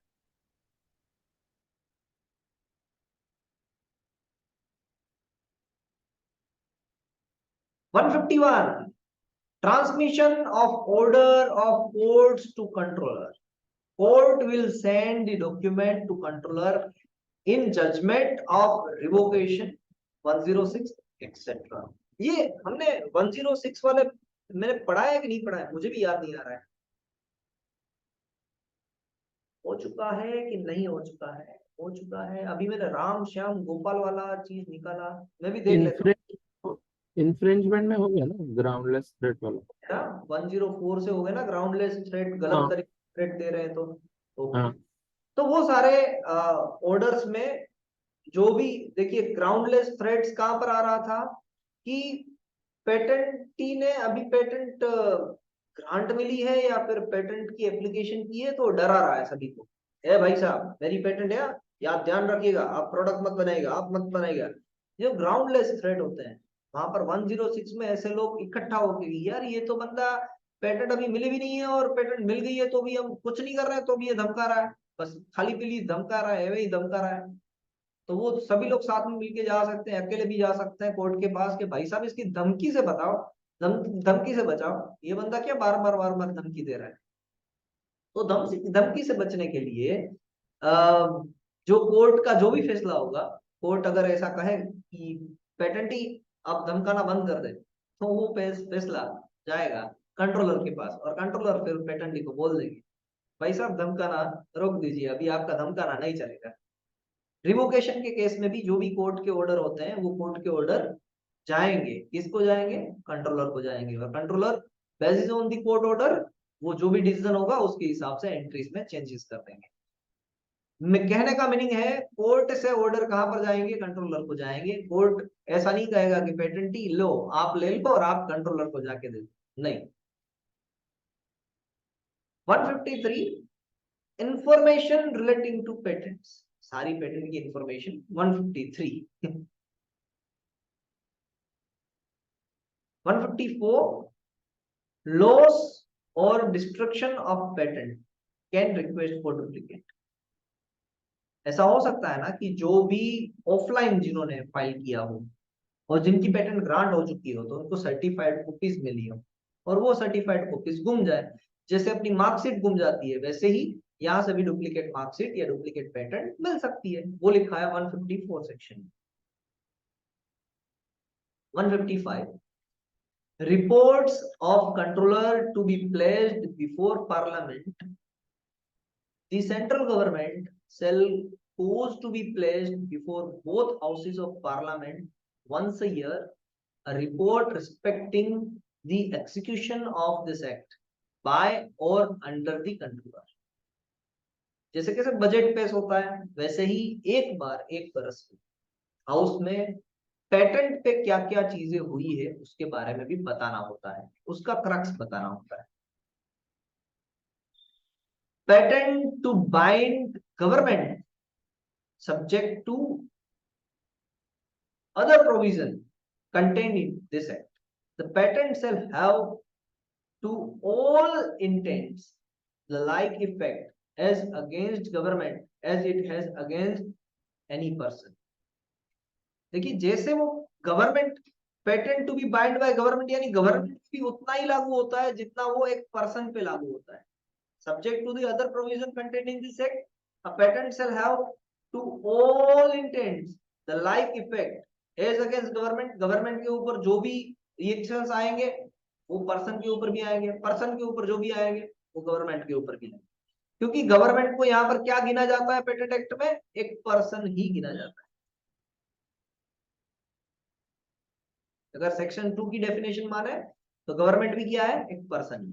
157 right of government to sell और use forfeited articles, nothing in this act shall affect the power of the government or any person driving title। जो forfeited titles हैं, जब्त किए गए टाइटल्स हैं, उसको गवर्नमेंट सेल भी कर सकती है और यूज भी कर सकती है और कुछ उसको रोक नहीं सकता है। Nothing in this act shall affect the power of the government of any person driving the title, यानी वो पर्सन के पास कोई पावर ही नहीं है कि उसको रोक सकते हैं।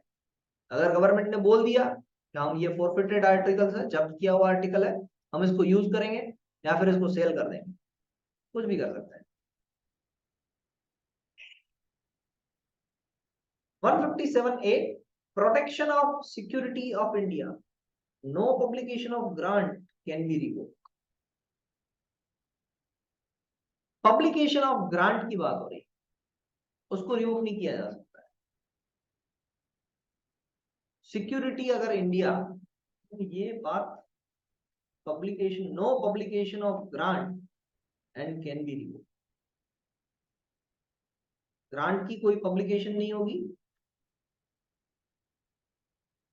पेटेंटेबल इन्वेंशन डिस्क्लोज नहीं होगा if it is related to the protection of security के security of साथ, India। हाँ तो जैसे वो एटॉमिक एनर्जी वाला मिलेगा ही नहीं, वैसे ये जी। डिफेंस वाला है तो पब्लिश नहीं।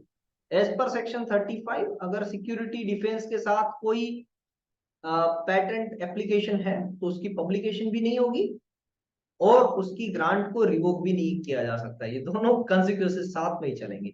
157A उस पे बात कर रहा है। हाँ, डीआरडीओ की एप्लीकेशन जो पेटेंट एप्लीकेशन जी है वो नहीं पब्लिश होती। जी। Okay. 158 power of high court to make rules. 159 central government. अब मुझे ये कहिए कि दो चीज होती है आपके लिए, एक मैं थोड़ा सा एक होमवर्क जैसा रख रहा हूँ। रूल्स कौन बनाता है, पता है तो बता दीजिए, और एक्ट कौन बनाता है? गवर्नमेंट बना दो। एक्ट एक्ट गवर्नमेंट, पार्लियामेंट बनाती है sir. Act act parliament parliament बनाता बने, है। हाँ, और रूल्स कौन रूल्स बनाते गवर्नमेंट, हैं? रूल्स कौन सेंट्रल बनाते गवर्नमेंट। हैं? Central government. सेंट्रल गवर्नमेंट, समझिए ये बात को, रूल्स बनाते हैं सेंट्रल गवर्नमेंट, चलो अच्छी बात है, सभी को पता है। और पार्लियामेंट क्या बनाती है? एक्ट बनाती है। सिंपल सी बात है, पार्लियामेंट बार बार तो आएगी नहीं हर एक रूल को चेंज करने के लिए, यानी इसका टाइमलाइन चेंज करने के लिए। तो पार्लियामेंट जो भी चीजें बनाती है वंस फॉर ऑल बनाती है। पेटेंट एक्ट बना दिया, वो वंस फॉर ऑल है, उसमें बहुत कम अमेंडमेंट्स आए। हाँ, रूल्स में ज्यादा आ सकते हैं, रूल्स में टाइमलाइन कुछ ज्यादा आगे पीछे कर दी, वो चीजें करने के लिए सेंट्रल गवर्नमेंट है। मगर एक्ट जो बन गया वो बन गया, वो एक्ट कौन बनाएगा? पार्लियामेंट। रूल्स कौन चेंज करेंगे, मॉडिफाइड करेंगे? Central government. क्लियर है? ये सारी चीजें 158 159 में लिखी है। 160 162 इतने ज्यादा इंपॉर्टेंट नहीं है, फिर भी रूल्स बिफोर पार्लियामेंट कौन रखेंगे? सेंट्रल गवर्नमेंट रखेंगे। 162 में है रिपील ऑफ एक्ट 2 ऑफ 1911। थोड़ी सी एक कंडीशंस है कि जो कंडीशंस को ध्यान में नहीं रखना चाहिए, so far it is related to patents and saving. Conditions मुझे अभी याद नहीं आ रही है, मगर मैं आपको कह दूंगा चलो नेक्स्ट सेशन में क्या क्या कंडीशंस यहाँ पर लिखी थी 162 में, हालांकि इतनी इंपॉर्टेंट नहीं है इसलिए मुझे याद नहीं आ रही पीछे वाले सेक्शंस। तो एक 162 को रखते हैं, बाकी का पूरा एक्ट हो गया है, थोड़ा सा तो रखते हैं ताकि नेक्स्ट सेशन में भी कुछ तो बात करने के लिए रहे। अगर कुछ भी डाउट हो आज के सेशन से तो पूछ सकते हैं। I am open for question and answer session now.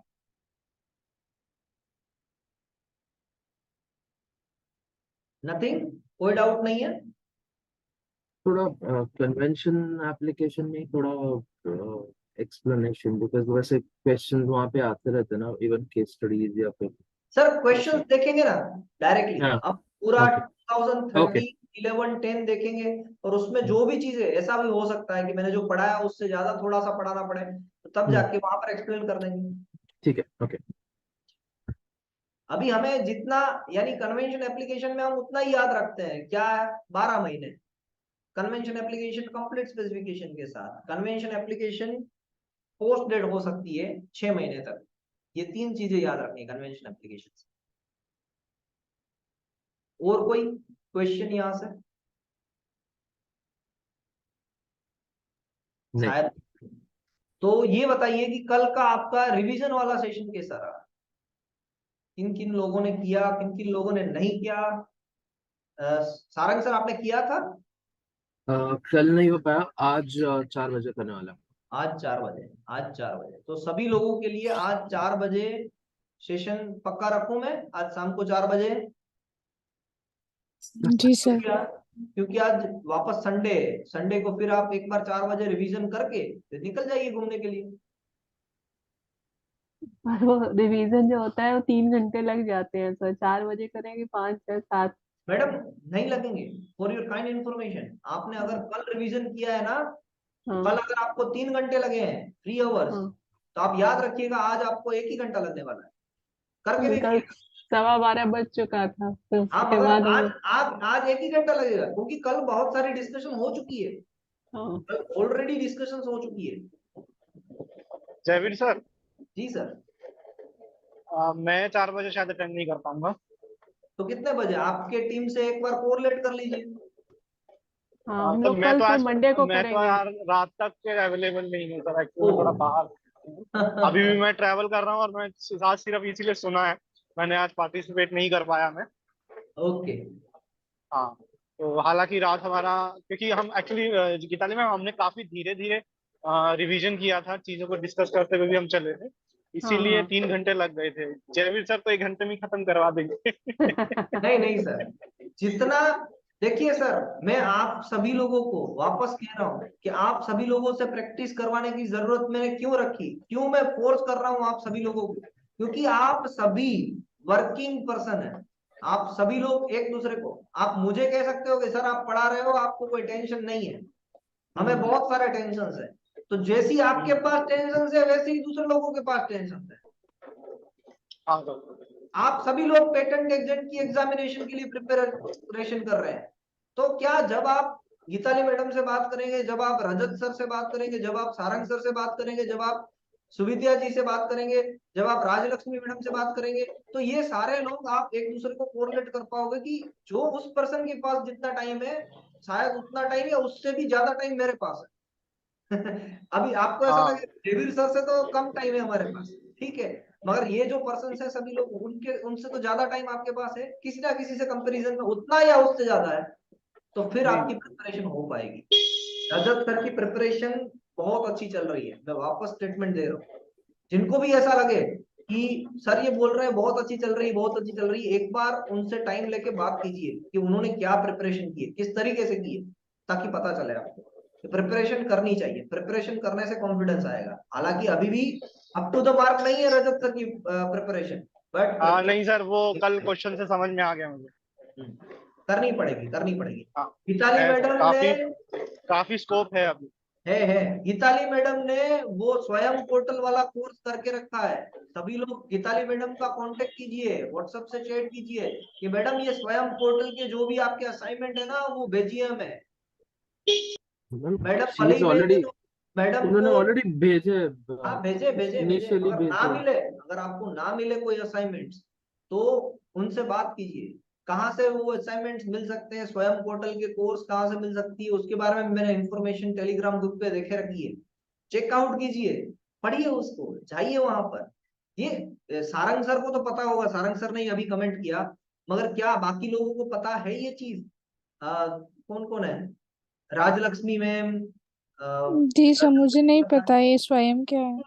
जी जी बोलिए। कल आपने पूरा सेशन लिया मैडम से, ये बात नहीं किया आपने? गीताली मैडम ने ये नहीं बताया? नहीं सर, मैम के साथ तो हमारी नहीं हुई है, मैम दूसरों के साथ किए थे, तो मैं और सुविद्या मैम दोनों ही किए थे तो अभी रिविजन। गीताली मैडम से रिक्वेस्ट है, गीताली मैडम आप आज का session Rajalakshmi madam and Suvidya madam के साथ करेंगे।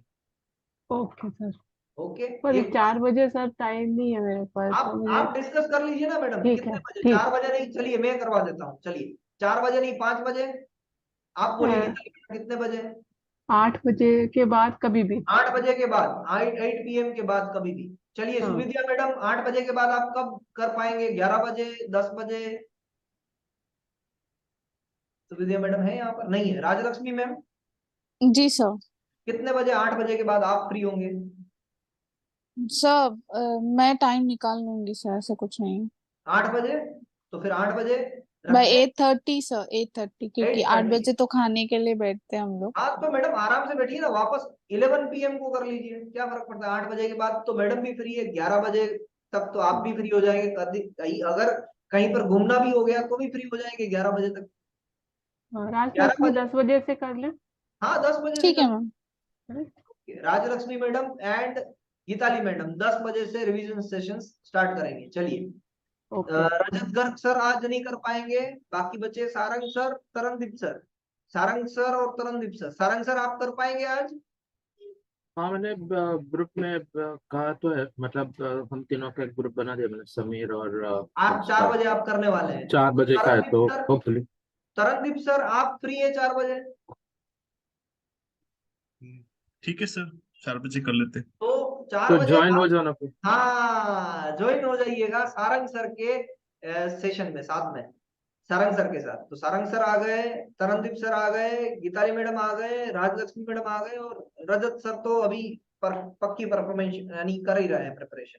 तो सभी सारंग लोग सर आप लिंक भेज देना मुझको भी, अगर मेरे पास टाइम होगा तो मैं भी ज्वाइन कर लूंगी। नहीं तो फिर ऐसा कर देना, if everyone is comfortable at तो अराउंड सभी का 8 साथ में ले o'clock। लो। हाँ तो 8 हाँ। o'clock है तो सबका एक साथ लेते हैं, not that we finish all sections, थोड़े थोड़े सेक्शंस करके कर सकते हैं या ना, वी डिवाइड कैन करके। डिवाइड एंड वी हाँ, कैन डिवाइड करके कर सकते हैं, बट डिवाइड करके कर सकते ओनली थिंग इज कि जो आज किए वो मैं कल नहीं करूंगा, मैं उसके बाद हैं। या करूंगा। फिर हम तो लोग 10-10 नेक्स्ट, सेक्शंस परफेक्शन के साथ करते हैं सर, इट विल नहीं बी मैडम, इजियर। नहीं नहीं नहीं नहीं वो नहीं नहीं नहीं नहीं वैसा नहीं होना नहीं, डिफिकल्ट है। ऐसा मत थोड़ा ज्यादा करेंगे, कीजिएगा। थोड़ा ज्यादा करेंगे नहीं नहीं, I am just individual level पे। Giving you an example sir, 10 मगर मतलब 10 ही नहीं मैडम है। कभी भी सोचो तो ऐसा सोचो कि जो एंड हो पाए कंप्लीटली। अब आप 10 सेक्शन करेंगे एक आज के दिन में, तो फिर दोबारा कब मिलेंगे और कब आप इससे ज्यादा करेंगे? Come no say I am just giving you an हाँ, एग्जांपल, जो भी है परफेक्शन के साथ उतना करेंगे जितना नहीं भी हो मैडम, सकता परफेक्शन होता ही नहीं है दुनिया में, रिविजन होता है। रिवीजन से हमें थोड़ी थोड़ी परफेक्शन मिलती है, 10%, 15%, 20%। फिर दूसरी बार रिवीजन करेंगे तो और ज्यादा कॉन्फिडेंट होंगे, और ज्यादा पढ़ेंगे, और ज्यादा कॉन्फिडेंस आएगा। हमें अभी करना क्या है, मैं आपको बता देता हूँ कि आप जो सेशन स्टार्ट करोगे जब भी, तब जिनको पहले पूछ लो कि किनको किनको कहाँ तक आता है। सपोज सारंग सर है, तो सारंग सर को सबसे पीछे रखो। सारंग सर कभी भी 1 to 70 या 1 to 100 में पार्टिसिपेट नहीं करेंगे। सारंग सर को पीछे रखो। लॉजिकल डिसीजन पहले पहले किनको लो, पहले पहले राजलक्ष्मी मैडम है, पहले पहले तरनदीप सर है। 1 to 50 में इनको रखो। 1 to 25 में डिफाइन कर देता हूँ। 1 to 25 तरनदीप सर,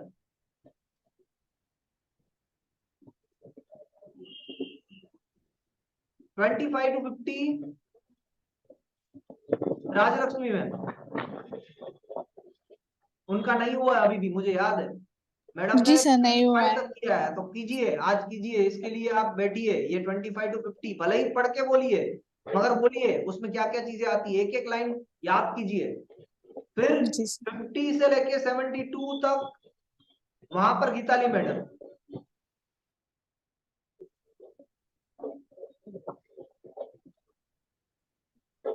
फिर 72 से लेके 115 तक अब बचे ही सारंग सर है, और कोई बचा ही नहीं है। 1 2 I 3 think 4 Samir Sheikh is also said कि वो he can join at 4 o'clock. मगर सर उनकी प्रिपरेशन नहीं हुई है, मुझे पता Okay. है। Okay. जी सुविद्या मैम का तो 1 to 50 तक हुआ था सर कल। हाँ, 1 to 53 तक सुविद्या मैडम है, अगर है तो फिर 1 to 50 में राजलक्ष्मी मैडम का तो अरे 1 to 25 है, तरनदीप सर का भी 1 to 25। तो फिर 1 to 50 का 3 लोगों से रिवाइज करवा लेना। हाँ, so वैसा करते हैं। Tarandeep sir, Rajalakshmi madam and Suvidya madam. मगर गीताली मैम को तो आज सब करना ही पड़ेगा। मैडम आप थोड़ा सा आगे बढ़िए, अभी 50 to 72 या 72 से भी अप वाले सेक्शन पे जाइए गीताली मैडम। ठीक है सर। और थोड़ा सा अब फोकस स्टडी, यानी नई नई चीजें नहीं पढ़ना है Geetali madam, special for you. नई नई ओके। चीजें नहीं पढ़नी है, हमें पेपर पढ़ने हैं, हमें पेपर को समझना है। अगर साथ में मिलके अगर आप पेपर भी सोल्व कर रहे हो, इतना हो जाए, पहले एक बार आप देख लो, सभी लोग कंफर्टेबल हो जाओ इतना करके, तो फिर आपको क्या करना है नेक्स्ट में अभी से बता देता हूँ कि आपको क्या करना है। आप खुद से भी इनिशिएट कर सकते हो, मैं तो नेक्स्ट टाइम सेशन लूंगा तब बताऊंगा। अब इसके बाद में 2022 का पेपर उठाइए, सोल्व कीजिए, एमसीक्यू वाला पेपर 1। फिर उसके बाद में 2018 का पेपर उठाइए, सोल्व कीजिए। 2016 का पेपर उठाइए, सोल्व कीजिए। अब हम आए हैं नेक्स्ट शाह। टाइम हम सेशन में 2013 का पेपर सोल्व करेंगे, 2011 का पेपर सोल्व करेंगे। मैं भी ट्राई करूंगा कि जो पीछे वाले पेपर हैं जिनके आंसर्स नहीं दिए गए, आंसर जो अवेलेबल नहीं है, वो पेपर मैं सोल्व करवा दूंगा। और जिनके आंसर्स अवेलेबल हैं, एक बंदा वो पेपर का आंसर लेके बैठे, बाकी के लोग उसको सोल्व करें, डिस्कस करो कि वो कहाँ से वो आंसर अभी आया। कम से कम 10 किलोमीटर आगे से। क्लियर अभी है? तो भोपाल है ये पुराना भोपाल है। क्लियर है सभी को कि कैसे हमें आगे बढ़ना है? Any doubt? Yes sir. और No problem. सही भी लग रहा है, सही भी लग रहा है कि अगर पेपर होने से पहले अगर हमने 5 जितने पेपर को सोल्व कर लिया है, तो it will boost our confidence, yes और नो? Yes sir. यस और सर। साथ में ही अगर आपने इतना कर लिया, अब बताइए मुझे, सपोज इतना कर लिया, इजीली कर लिया, आपने खत्म कर दिया, तो फिर क्या करना है? Mock test. नहीं, गीताली मैडम को कांटेक्ट कीजिए, या फिर स्वयं पोर्टल वाला पोर्टल आप खुद कंप्लीट कर वो लीजिए। स्वयं वाला नहीं हो रहा सर, रजिस्ट्रेशन ओवर है। रजिस्ट्रेशन नहीं हो रहा है तो गीताली मैडम एक रिक्वेस्ट है आपसे, जब भी फ्री हो जाइए आप सारे के सारे असाइनमेंट अभी तक के जो आपके मार्क्स वाले आए हैं ना, जिसमें हाँ सही आंसर है, वो सारे के सारे दे दीजिए व्हाट्सएप में ठीक और है। टेलीग्राम में दे दीजिए, ताकि वो ठीक। सभी लोग देख पाए, तो आपका ओके। रिवीजन हो जाएगा। तो इतना अगर आप कर लोगे तो पेपर 1 पूरा है। पेपर 2 में आपको एक्सरसाइज करनी पड़ेगी, उसमें आप आर्टिकल 1 पार्टनर से C1 पार्ट निकाल सकते हो, C2 पार्ट जो पेपर में दिए गए हैं उसकी ही एक्सरसाइज करनी है। सर एक सजेशन है कि जैसे C1 में जैसे आता है कि सिर्फ मतलब टाइटल ड्राफ्ट और ये क्लेम्स और ये करना है, वैसा कोई आप निकाल सकते हो? क्योंकि सर उसमें हम कितने चाहिए? लोग देखेंगे तो क्या होगा कि उसमें क्लेम्स दिए होते हैं, sure sir, sure natural sir. Tendency होता है कि सर मैं आपको हाँ उसका आंसर ही दे रहा हूँ। देखिए हाँ आर्टिकल 1 पार्टनर में स्टडीज को सब जब देखेंगे ना आप, उसका सिर्फ वो अप्लाई नहीं करना है, सिर्फ स्टडी को हाँ देखो। अप्लाई स्टडी नहीं में करना है, होगा हाँ क्या? ठीक है स्टडी उसमें में होगा क्या? फिगर होगी और एक्सप्लेनेशन होगा। अब उससे करना क्या है? फिगर और एक्सप्लेनेशन से आपको क्लेम उसमें बनाने हैं, उसमें टाइटल बन बनाना सकती है, है। एब्स्ट्रैक्ट बनाना है। ठीक है, ये कर सकते हैं। हम्म। इस यही तरीके से मैं बता रहा था कि C1 पोर्शन की प्रिपरेशन आर्टिकल 1 पार्टनर से होगी, C2 की प्रिपरेशन पेपर से ही होगी। C2 के लिए आप आर्टिकल 1 पर पार्टनर पे नहीं जा सकते। ये आर्टिकल 1 पार्टनर वाला पूरा सेशन हमने लिया था that to cover C1 portion only, C1 portion, part C1 को। और इतने पेपर आप करेंगे तो समझ लीजिए पार्ट 1 का तो क्लियर हुआ ही हुआ, पार्ट 1 का तो आपका यानी पेपर 1 का तो क्लियर हुआ ही हुआ। पेपर 2 के भी आप क्या कर रहे हो प्रिपरेशन, इसके साथ में आपकी पेपर 2 की अपने आप प्रिपरेशन हो रही है। पेपर 2 के ए और बी सेक्शन की प्रिपरेशन हो रही है, ये साथ में ही हो रही है। इसमें कुछ करने की जरूरत नहीं, अगर आपने सही तरीके से सभी आंसर को समझा है तो वो अपने आप साथ में हो रहा है। और रिवीजन के लिए हम ए और बी को मेजोरिटी देंगे। ये पूरा का पूरा आपको कहां से मेन फायदा पहुंचाएगा? रिवीजन से। जितनी बार आप रिवीजन करोगे उतना ही अच्छी तरीके से ये सारी चीजें समझ में आती जाएगी। और अगर अलावा इसके अलावा भी जो बियॉन्ड द स्कोप आ रहा है, इतना सब कुछ करके भी उससे बाहर आ रहा है, उसके लिए हम स्पेशली काम कर लेंगे। जैसे कि फॉर्म्स एंड फीस, वो मेरे दिमाग में है, उसके लिए मैं शॉर्ट आपको बता के भेजूंगा। यानी कुछ तो ऐसा करूंगा कि जो इंपॉर्टेंट फॉर्म्स है, इंपॉर्टेंट फीस है, उसके साथ हम बात कर पाए, उसको याद रख पाए, फॉर्म्स को पर्टिकुलरली हम याद रख पाए।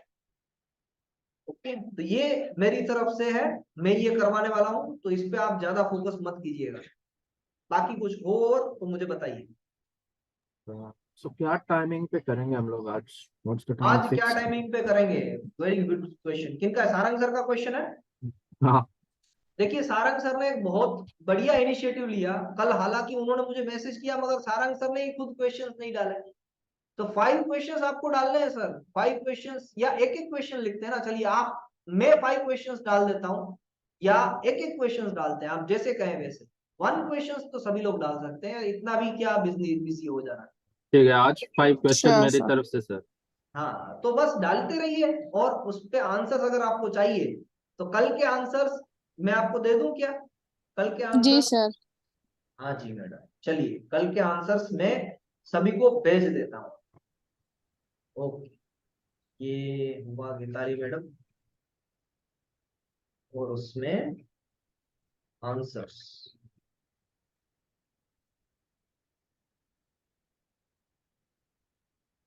ये आ गए आंसर्स सारे।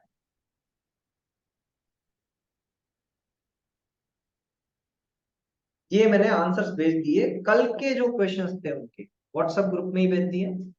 डिस्कशन कीजिए, समझ में नहीं आ रहा है तो पहले ग्रुप में डिस्कशन कीजिए, try to solve it out.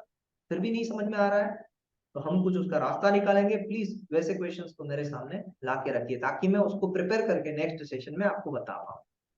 आशा करता हूँ कि आपको ये सेशन बहुत अच्छा लगा होगा, कोई भी डाउट आपके नहीं रहे होंगे। और कैसे फ्यूचर में हमें प्रिपरेशन करना है, कितना करना है हमें फ्यूचर में, 5 पेपर्स हम करके जाएंगे। किसके लिए? पेपर 1 की प्रिपरेशन, एंड पेपर 2 के लिए हम क्या कर रहे हैं? रिवीजन कर रहे हैं। पेपर 2 में भी किसके लिए? ए और बी पोर्शन के लिए। C1 के लिए क्या करेंगे हम? आर्टिकल 1 पार्टनर से 5 केस स्टडीज में सोच रहा हूँ कि 5 केस स्टडीज आप निकालेंगे आर्टिकल 1 पार्टनर से, और उसके बारे में टाइटल, क्लेम एंड एब्स्ट्रैक्ट लिखेंगे C1 पोर्शन के लिए। और C2 पोर्शन के लिए हम 5 पेपर देख रहे हैं तो उसमें से कम 5 कंप्लीट ड्राफ्टिंग आप करेंगे। इसके लिए आपको टाइम कितना मिलेगा? कंप्लीट ड्राफ्टिंग के लिए आपके पास 30 मिनट्स है, यानी 30 मार्क्स का ये क्वेश्चन है। एटलीस्ट 45 टू 50 मिनट में ये कवर होना चाहिए। टाइम मैनेजमेंट, ये कितने मार्क्स का है? 10 10 मार्क्स के 2 होते हैं ना, हाँ नहीं सर, 20 मार्क्स का एक 20 मार्क्स का एक, या 20 मार्क्स है टोटल, तो यहाँ पर आप 30 मिनट्स तक का टाइम ले सकते हैं। जब भी आप ये करें, 5 केस स्टडी करें, तो टाइम नोट करना मत भूलिएगा। ये 30 मार्क्स के लिए है, ये 45 मार्क्स के लिए, यानी C1 पोर्शन पे आपको पेपर लिखते वक्त आप 2 बजे गए क्लास में, क्लासरूम में गए 2 बजे एग्जाम देने के लिए पेपर 2 का, तो आप C1 पोर्शन में आपको कब चले जाना है, कितने बजे चले जाना है, बेर मैक्सिमम आपको कितने बजे तक चले जाना है?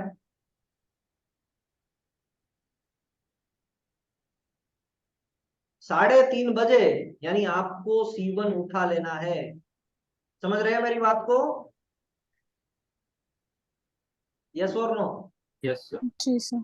3:30 बजे यानी C1 उठा लेना है किसी भी हालत। 3:30 बजे से आपको टाइम लगने ही वाला है वो C1 एंड C2 को क्लियर करने के लिए। तो 3:30 पहले पहले हमें A और B पोर्शन में से जो भी आ रहा है उसको कवर कर लेना है। क्लियर? ओके, तो ये टाइम मैनेजमेंट के साथ सोचिए। काफी टाइम ऐसा होगा जब आप पेपर सोल्व कर रहे हैं, किसी एक क्वेश्चन जो आपको नहीं आ रहा है ना, उस पे आप ऐसा अटक जाएंगे, अरे मैंने यही पढ़ा, यही आना चाहिए, यही आना चाहिए, यही आना चाहिए, और उसमें आप 1 मिनट की जगह पर 3 मिनट 4 मिनट तक सोचने लग जाओगे। काफी टाइम हमारा दिमाग ऐसे ट्रेन नहीं होता है, कभी हम एक चीज पे अटक जाते हैं ना, कहते हैं ना कभी कभी कि एक ही चीज बार बार आप अटक जाते हो, उसी चीज पे बार बार बातें करने लगते हो।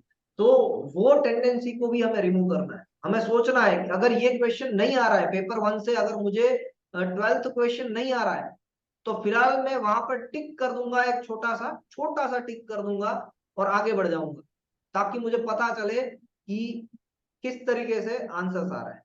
ओके, और एक छोटी सी और चीज रिक्वेस्ट है, वैसे तो मेरी तरफ से ये बहुत बड़ी रिक्वेस्ट है, आप OMR सीट ले लीजिए। जब पेपर सोल्व कर रहे हैं ना, तब पेपर सोल्व कर रहे हैं, आज के सेशन में नहीं, आज तो रिवीजन करेंगे, उसके बाद में कल या परसों आप वापस बैठेंगे सभी लोग, आज के ही सेशन में एंड कब करोगे आज का सेशन, उसमें आप ले लोगे कि नेक्स्ट मीटिंग कब होगी, जो होगी 2022 के पेपर के लिए, और तब OMR सीट मैं आपको भेज दूंगा, अगर आपको नहीं मिल रही है तो OMR सीट को आप लेके बैठोगे, और OMR सीट पे आप राउंड करते जाओगे, जहां पर भी आप क्वेश्चन का आंसर समझ पा रहे हो, OMR सीट को आप टिक करोगे, राउंड करोगे, वहां पर खुद अपने हाथ से राउंड करोगे। क्यों जरूरी है? कोऑर्डिनेशन जरूरी, कोऑर्डिनेशन, यानी पहले क्वेश्चन का आंसर आपने पहले को ही OMR सीट में मार्क किया है। होगा क्या, यहाँ पर 1 2 3 4 5 6 ऐसे लिखे होंगे कि आप, ऐसा हो सकता है कि सेकंड का आंसर आप थर्ड में लिख रहे हो, या थर्ड का आंसर आप सेकंड में लिख रहे हो, और एक बार गलती हो जाती है ना, तो वो पकड़ में नहीं आती है, तभी के तभी पकड़ में नहीं आती है। जैसे कि मैंने सेकंड का आंसर थर्ड में लिख दिया, थर्ड का आंसर फोर्थ में लिख दिया, फोर्थ का आंसर फिफ्थ में लिख दिया, और इन सडन मुझे सिक्स्थ या कभी कभी तो आगे बढ़ के बहुत 20वें क्वेश्चन पे पता चलता है कि ओ बहुत बड़ा गलती हो गया, एक क्वेश्चन ही मैंने स्किप कर दिया, क्योंकि सारे ऑप्शंस एक जैसे दिखते हैं। कभी सर कभी OMR सीट में पेंसिल से करना रहता है या फिर नहीं, पेन से? ब्लू नहीं, या पेन ब्लैक से। पेन से, ओके। वो रब नहीं हो सकता है बाद। तो ये चीज का खास ध्यान रखिएगा, OMR सीट की 2 से 3 बार प्रैक्टिस कीजिएगा, और ध्यान रखिएगा कि इसमें कोई जगह ना छूट जाए। ये सर्कल तो पूरा सर्कल होना चाहिए, ऐसा नहीं कि आधा सर्कल किया बस यहाँ तक करके छोड़ दिया, नहीं चलेगा, नॉट वैलिड। ये सर्कल के बाहर भी हमारी लाइन चली गई कुछ यहाँ पर, ये भी नॉट वैलिड। अगर सही हुआ तो भी आंसर गलत हो जाएगा, आपको मार्क्स गलत मिलेंगे, फिर बोलना मत। यानी ये पर्टिकुलर ये सर्कल को कैसे बाउंड करना है वो भी सीखना पड़ेगा। छोटी बात है, छोटी एकदम छोटी बात है, माइन्यूट बात है, मगर इतनी इफेक्टिव है कि ये वाले जगह पर लोगों के मार्क्स चले जाते हैं, ऐसी वाली जगह पर लोगों के मार्क्स चले जाते हैं। और वो देखा भी गया है, लास्ट टाइम भी देखा गया था, लोग बोल रहे थे कि मेरे 68 आने चाहिए, आए थे 65, फिर देखा तो 2-3 गलती RTI निकलने के बाद भी, या उनको जो भी कन्विंस हुए हैं वो आंसर से, तो वो यही आंसर आए थे, ये ऊपर टिक था, ये आधा टिक था, ये नहीं हो रहा था। तो ये सारी चीजों को अवॉइड कीजिएगा, पहले से एक बार फ्लैट सरफेस पे, ऐसा नहीं कि गद्दा लेके बैठे हो और तकिए पे रख के पेज को मार्क कर रहे हो, नहीं, एक पेड़ लीजिए, पैड के ऊपर OMR शीट रखिए, फिर उस पर टिक करते जाइए, जैसे आप एग्जाम में करने वाले हो, जिस तरीके से आप करने वाले हो एग्जाम, उसी तरीके से आपको ये करना है। क्लियर? कभी कभी क्या होता है कि हम इतना प्रेशर दे देते हैं कि पेज फट जाता है, वहां से नीचे से पेज फट जाता है, तो वो भी मार्क्स नहीं गिना जाएगा। ये तीनों पॉसिबिलिटीज आप समझ रहे हैं ना? मैं जो बात कर रहा हूँ वो एक नहीं समझ रहे कोई पा हाँ रहे हो? सर, अंडरस्टूड ऐसा होगा आपसे, इतना फिर इतना डार्क करने के चक्कर में इतना डार्क कर दोगे।